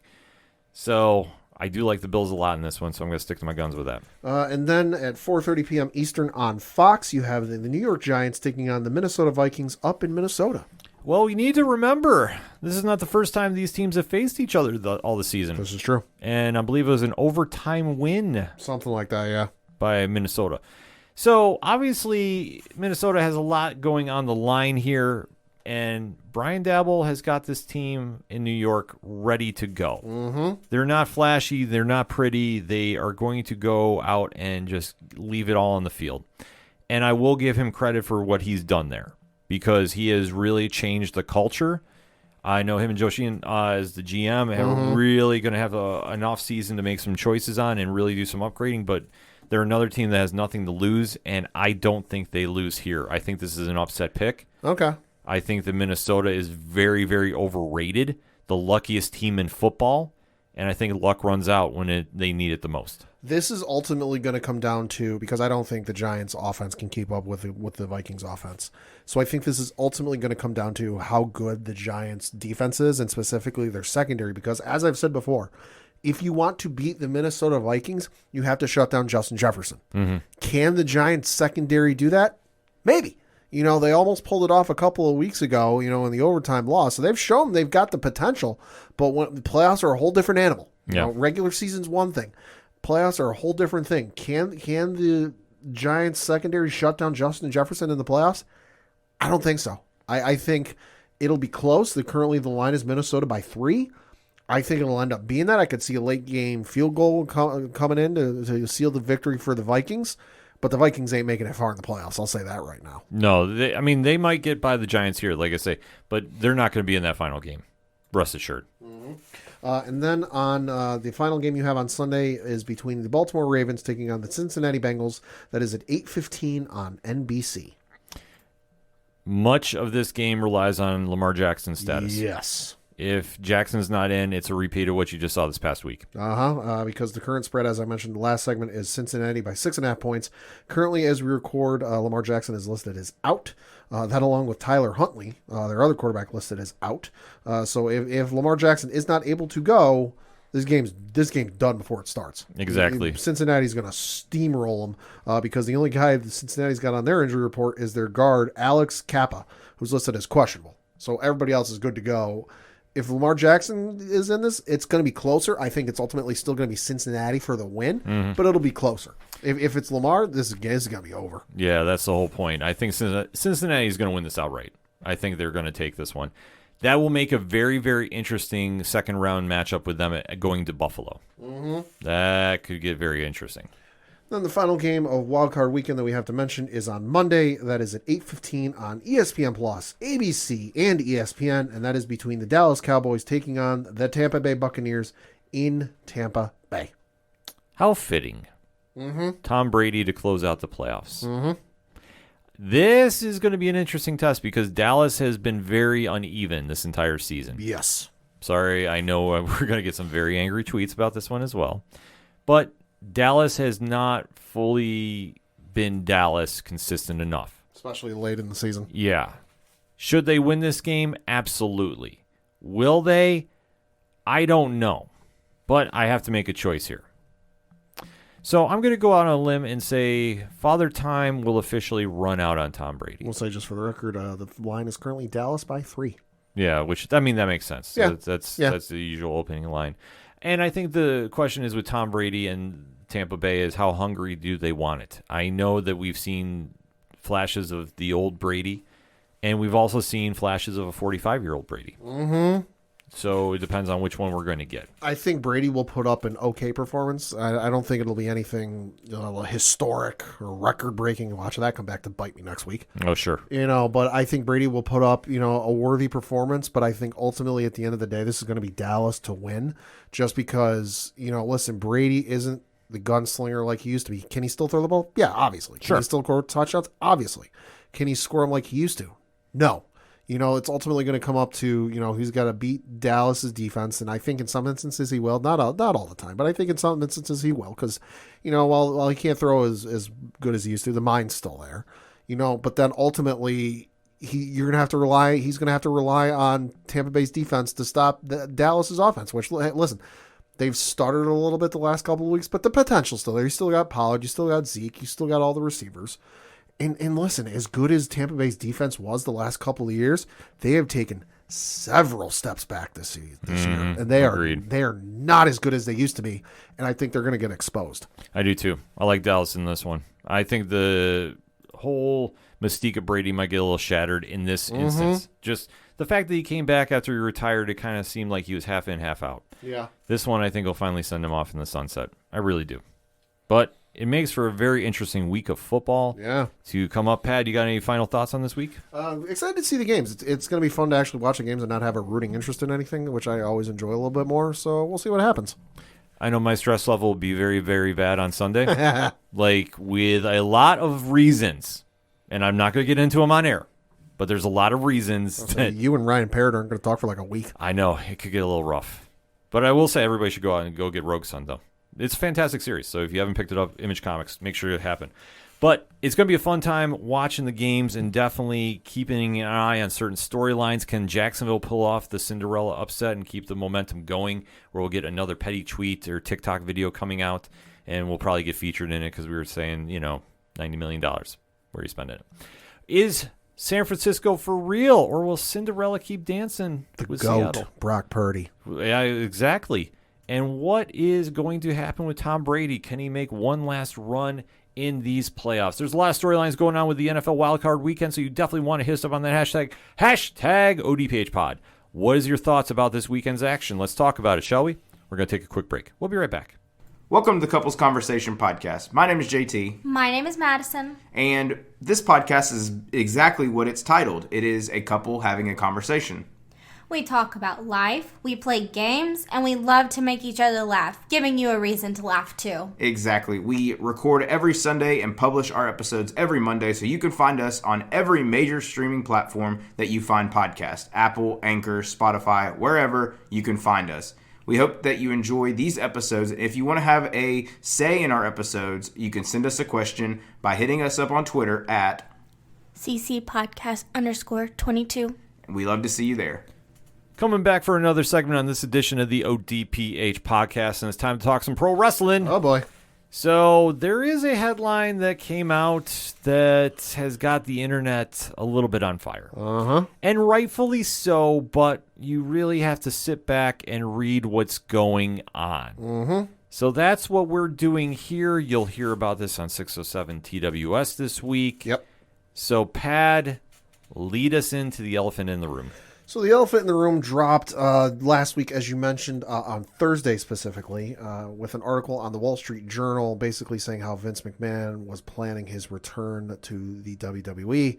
And that included a PR statement put out. I can't read the Wall Street Journal article because, well, in case you didn't know, Wall Street Journal article is behind a paywall.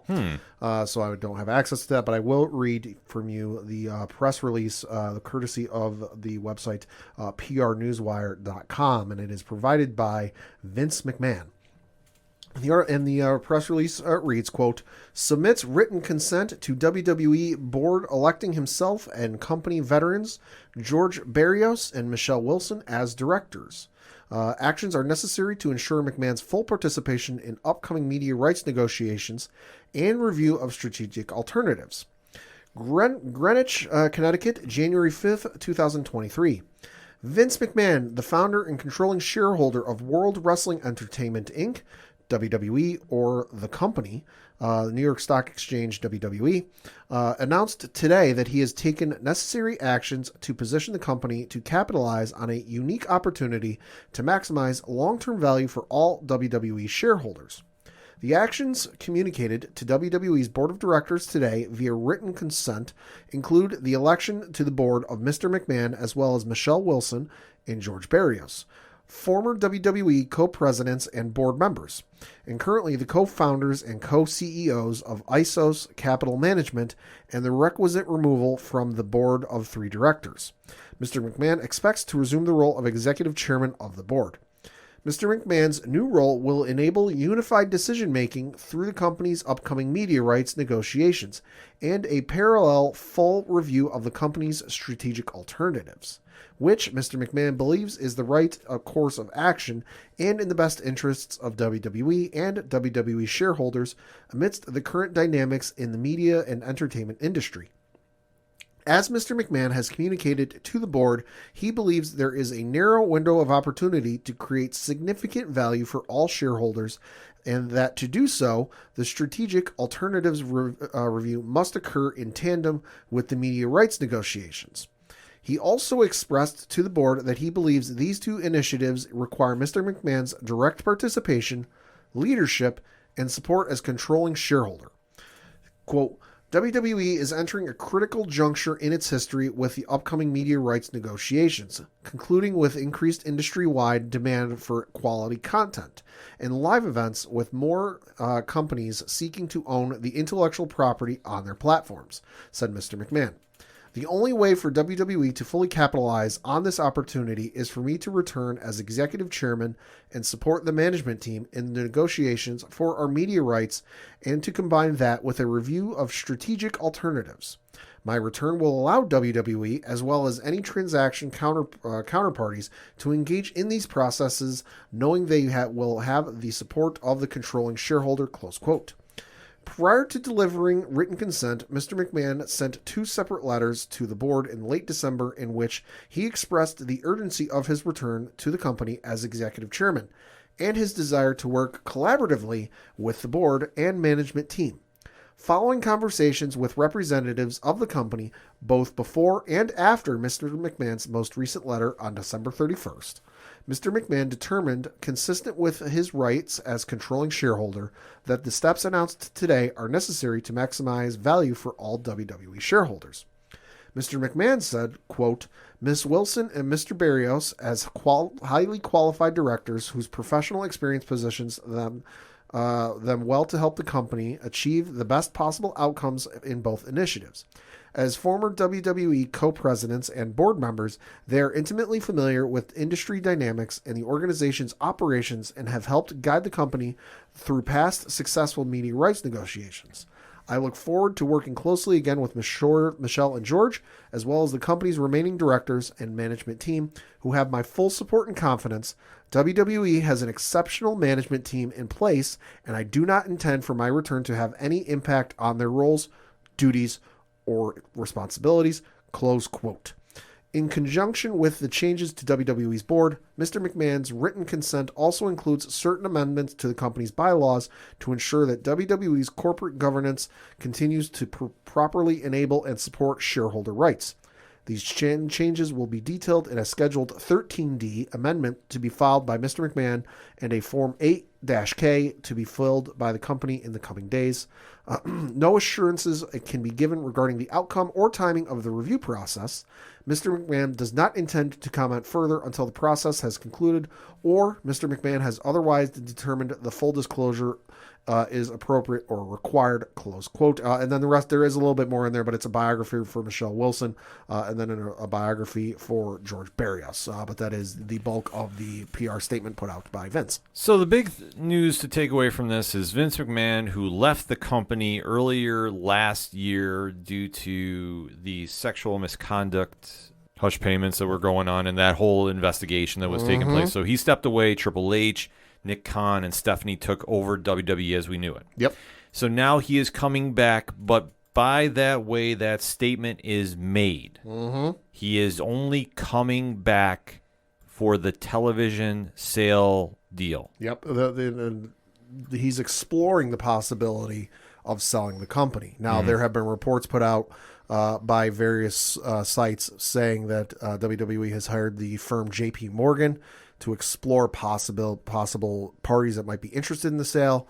But according to this PR statement or this press release put out by Vince, because I'm reading this article and I'm showing Ken, It's on this site, prnewswire.com, and it's got a long title with Vince McMahon takes actions in support of plan for WWE to undertake a review of strategic alternatives and capture unique opportunity to maximize long-term value for all shareholders. And then where it normally says who the article is by, it says news provided by, and then it says Vince McMahon. So this is coming from the horse's mouth directly for what it's worth. But it sounds like this is for the television rights and a possibility of the sale of the company. Now, is the sale going to happen?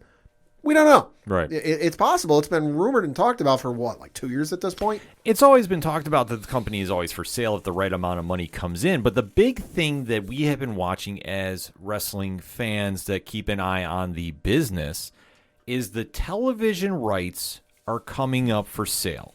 And 2024, if I'm not mistaken. Right. And there is a lot going on with these dealings that is, we're talking billions of dollars. Oh, yeah. And Vince is connected with this because he still has shares in the company. Yep. So he needs to come back in to help right the ship and whatever they're going to do moving forward to whoever they're looking to sell to. Mm-hmm. Because this is huge money with a lot of people involved. Now, you don't have to love Vince.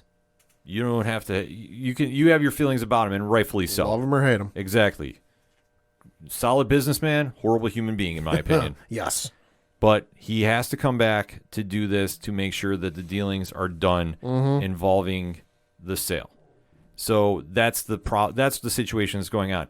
Now, for everybody running and saying, "Oh, he's coming back. He's taking over creative," and wiping away everything Triple H has just set up, pump the brakes. There were, according to Dave Meltzer, there was talk of him doing that, or he wanted to do that, but the board or the shareholders, the board, I should say, put a firm kibosh to that. Yeah. So, and there was even an all hands on deck Zoom meeting between not talent and front office folks, but kind of the workers, so the behind the scenes folks, with Nick Khan, Stephanie McMahon, Triple H, and it was said there, and it's been reported multiple places. You can look it up for yourselves about the Zoom meeting, that nothing is changing in terms of Nick Khan and Stephanie McMahon being like the co-CEOs, right? And then with Triple H being head of creative. Yes.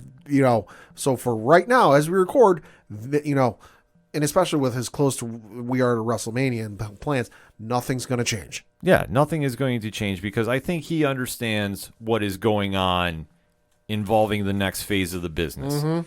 For him to come back with everything that was going on with his investigation and all the sexual misconduct claims, this would be detrimental to the roster and everybody that's been building to get away from the Vince shadow that's been lingering.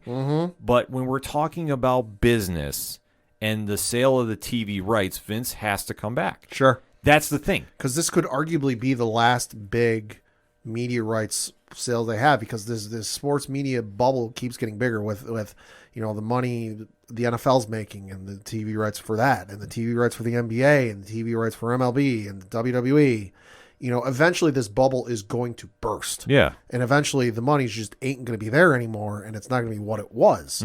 So get your money while you can, and it's the best look at that, it's fine and dandy that the 45% of you are on board with this. Well, what's the guy with 55% say? Exactly. And that's the thing.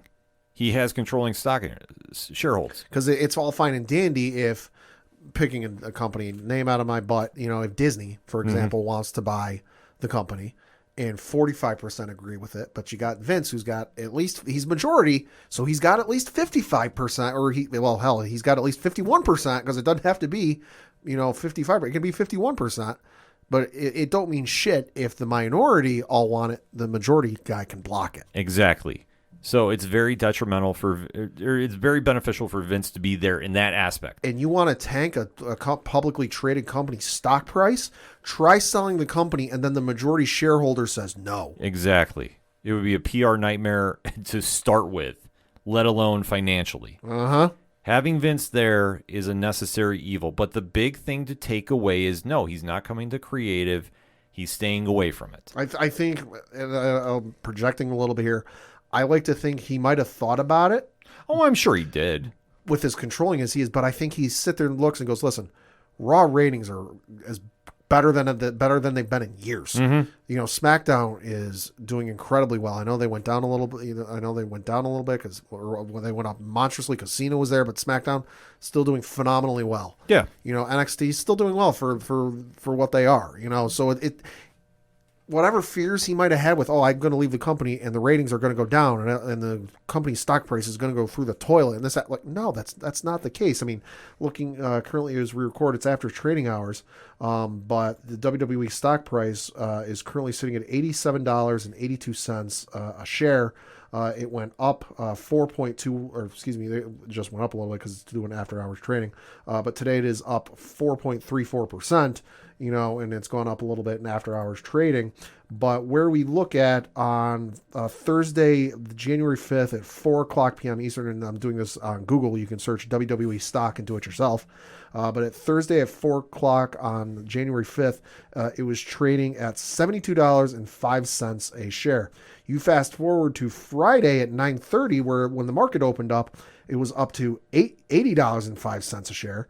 And at its peak in the last 5 days, it went to $89.21. That was on Monday at 12:30. Yeah. So clearly folks are real excited. That's the whole thing. They understand the business side of things. Like I say, you don't have to love him as a human being. He's, like we said, you've already heard our opinions of him. Yeah. We're not fans of the human being. No. By any stretch of the imagination. But he is a business man at heart. This is a business, and it's big money.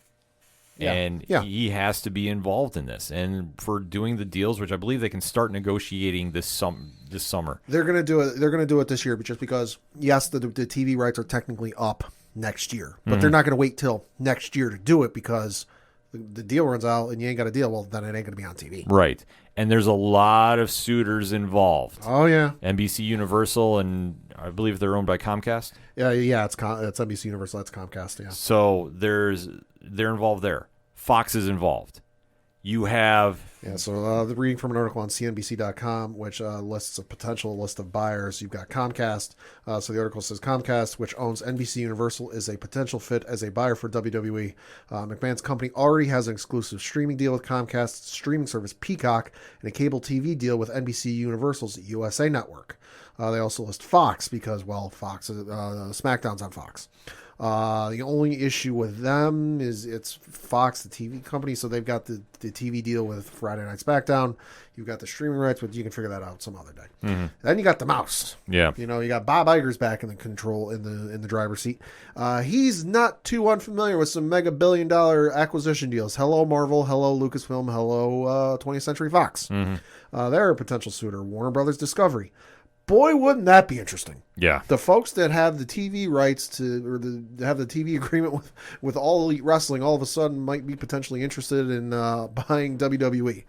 I put this one as the least likely to happen. That's the biggest leap of all. Because they just recently hit a point where they can stop canceling shows and movies because they're at a point where they're not losing money anymore. I don't see them, but they're still a possibility. Mm-hmm. Another one listed in the article is Netflix. Boy, if there's someone who needs a win these days, it's these folks because they're taking a lot of PRLs. Yeah. Password sharing and then canceling shows and canceling this, canceling that. I would put, so if I'm putting Warner Brothers Discovery as like the bottom of the list, like least likely to happen, Netflix is probably the next one up, you know, just because I can't see WWE going there, you know, on a streaming only service where the starting price is like $20 a month. Mm-hmm. Amazon is another one listed because, hey, they've got a lot of money. They were willing to spend $1 billion a year on Thursday Night Football. Someone tells me they ain't afraid to spend a little bit more. Yeah. Then another one mentioned is the Endeavor Group Holdings. The article says Endeavor, run by super agent Ari Emanuel, could add WWE to its stable of assets after agreeing to buy 100% of the UFC in 2021. That's who it is. Okay. Emanuel bought UFC to increase the scope of the talent agency's business to live events. WME IMG, now just a part of Endeavor, represents many UFC athletes as well as WWE superstars. The UFC deal has been a success for Endeavor, which paid about 7 times 2016's $600 million revenue in 2016. UFC generated more than $1 billion in revenue in 2022. Another one listed is Liberty Media. It says while Endeavor owns UFC, Liberty's Formula One group owns Formula One. John Malone, Liberty's controlling shareholder, and CEO Greg Maffei, along with Formula One CEO Stefano Domenicali, have figured out how to globally market the car racing league, including cracking American culture after decades of obscurity. Malone and Maffei have extensive track records of maximizing media valuations and acquiring media assets for less than $10 billion, including Formula One, SiriusXM, and Pandora. The global success of Formula One could provide a roadmap for a future WWE strategy. Well, out of that list, I think there's only 3 contenders, to be honest with you. I really do. The 2 networks that are currently on right now, NBC Universal, Comcast. NBC Universal, I think, has got the inside track just because of their tenure and familiarity with the company. Well, they do, but I think to compete with Fox, they would need to offer up NBC to air a show. Yeah. I don't know if they're necessarily going to do that.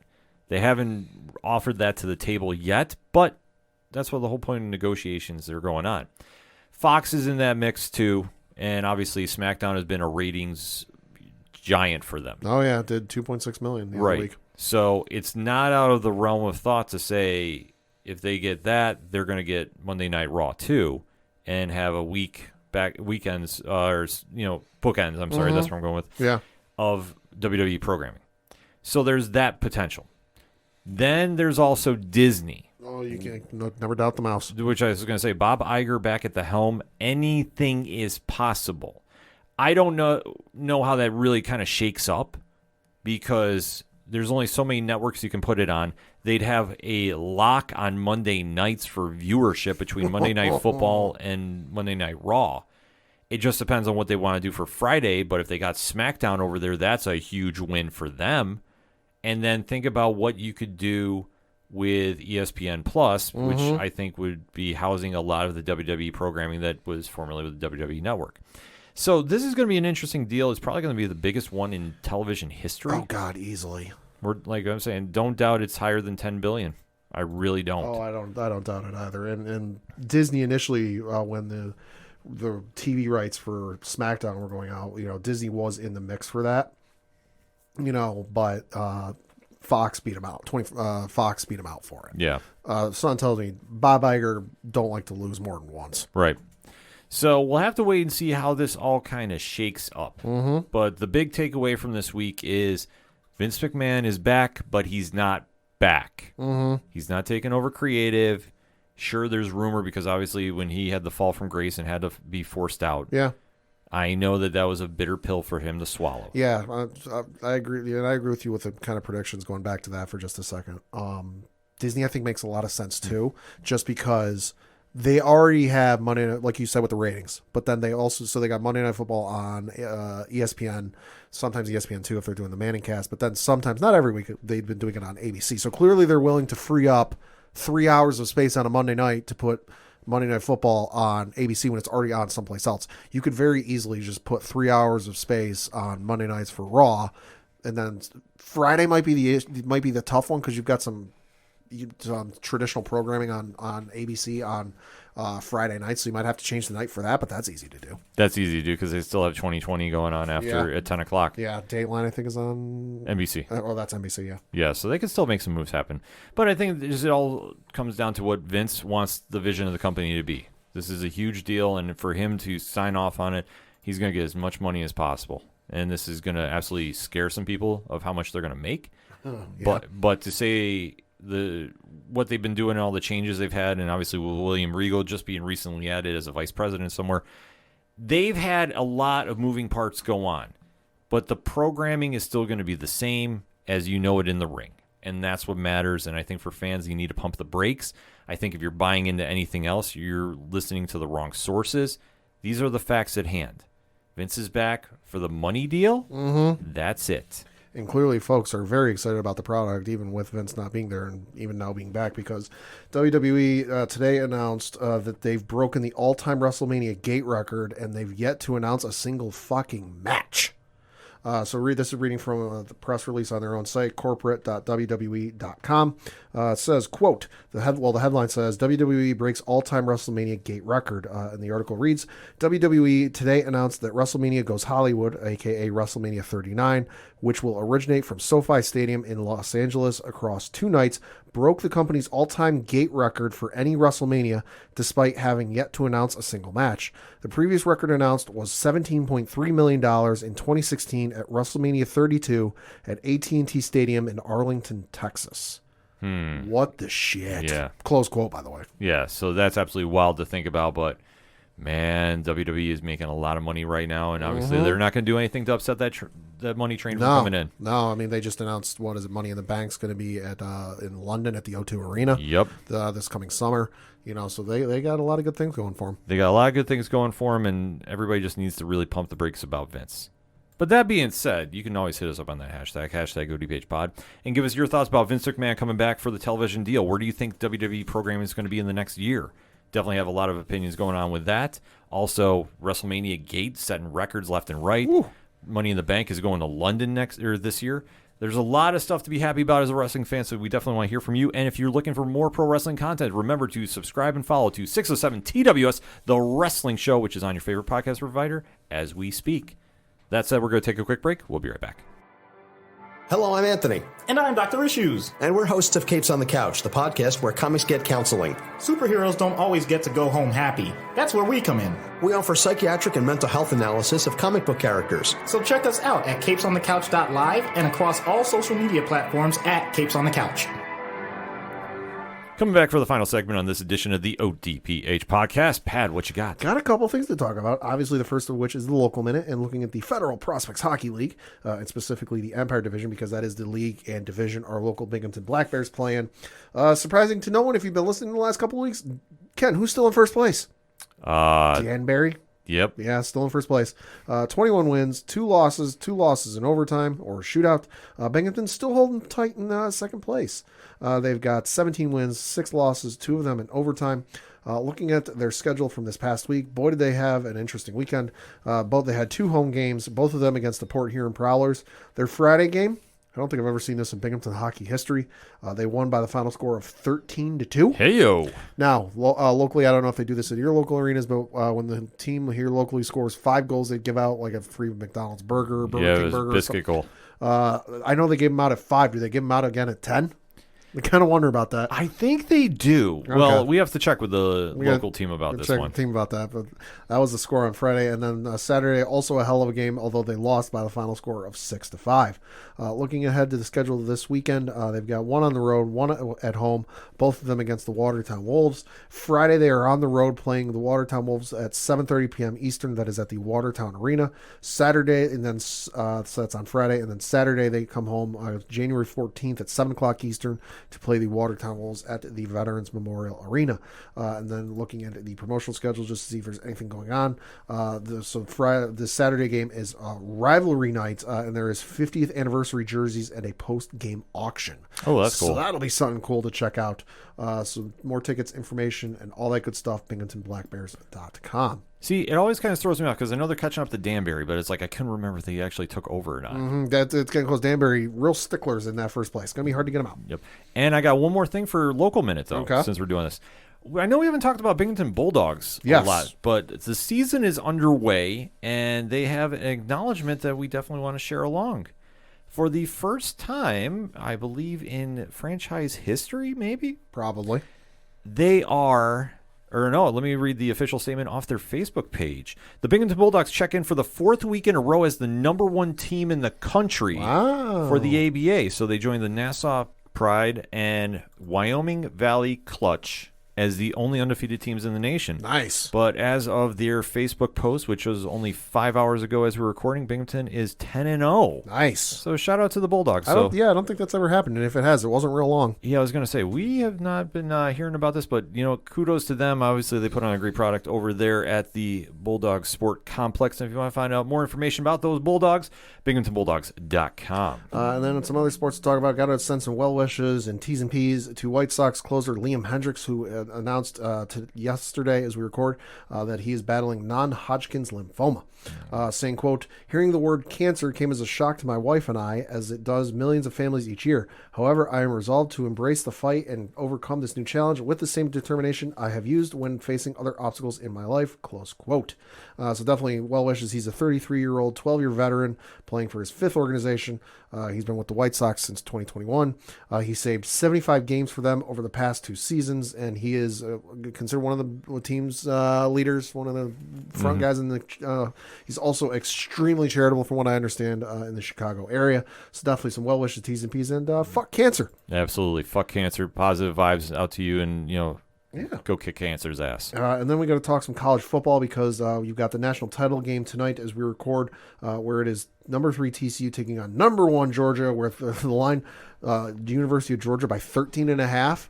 Yo, boy, I'm expecting a repeat for the Dogs, although, hey, wouldn't mind a Cinderella story for TCU. It would be a hell of a story for TCU. Obviously, beating Michigan as badly as they did to get there is absolutely something crazy. I think the point spread was, 51 points? Something like that. So to see TCU get there, this has been something. They're a heavy underdog, but you know what? You can't rule them out. Yeah. I do like Georgia in this one, though. Yeah, I do too. It's nothing against TCU. It's just like, Georgia's a whole different breed. Exactly. So no pun intended. You can't go against them as much as you want to try, like I say. But the fact that, because they beat Michigan 51-45. Yep. So that said, they're playing pretty much with house money in this sense that they got there. But I said, the fact that you get to drop 51 on Michigan, you prove you can hang with any of the elite teams in the league. Yeah. But Georgia is just playing such lights out football. Their defense is not as good as years past, though. So I want to clear that up. But if I got to put like a point spread on this, I'll say Georgia 35-25. Okay. Even though I'm hoping it's the other way. I think Georgia will win, but it won't be by 13.5. I think it'll be under that. And then some last bit of college football news. It was announced today some of the folks elected to the College Football Hall of Fame, and they include Reggie Bush, who of course was a running back for Southern California. Florida quarterback Tim Tebow, who you might have heard of. Yeah, the GOAT. Dwight Freeney of Syracuse, Luke Kuechly of Boston College, LaMichael James of Oregon, and then Michael Bishop of Kansas State. A lot of great names in college football history right there. Yeah. So definitely have to wait and see how that all plays out. Are they officially in now? Yeah, they're the talent. They're the class in. Some of the other some of the other members to make it in: Eric Berry of Tennessee, Robert Gallery of Iowa, Derek Johnson of Texas, Bill Collar of Montana State, Jeremy Macklin of Missouri, Terrence Mathis of New Mexico, Bryant McKinney of Miami, Corey Moore of Virginia Tech, Michael Stonebreaker of some college called Notre Dame. I've never heard of him. Who? Troy Vincent of Wisconsin, Brian Westbrook of Villanova, and D'Angelo Williams of Memphis. It always throws me off with everybody's Hall of Fame setup, because everybody has like a different one pretty much. Yeah. Like they announce like a big group and then it's narrowed down, and then I don't even want to get started about the Baseball Hall of Fame. Yeah. I don't even want to part of that. That's a whole other thing. There were also of note 4 coaches to be included. They are Monte Carr of Shepherd, Roy Kramer, who was Central Michigan coach, and then became the SEC commissioner, Mark Richt, who coached Georgia and Miami, and then Paul Johnson, who coached at Georgia Southern, Navy, and Georgia Tech. Congratulations. Absolutely. Big praise right there. So that being said, that's all we got for this week. So for anything and everything that is the ODPH, you can find it at odphpodcast.com. Padawan J, take us away. Fuck the Astros. I'm your host, Ken M. Thank you as always for listening to the ODPH podcast, better known as the Ocho Duro Parlay Hour. See you next time.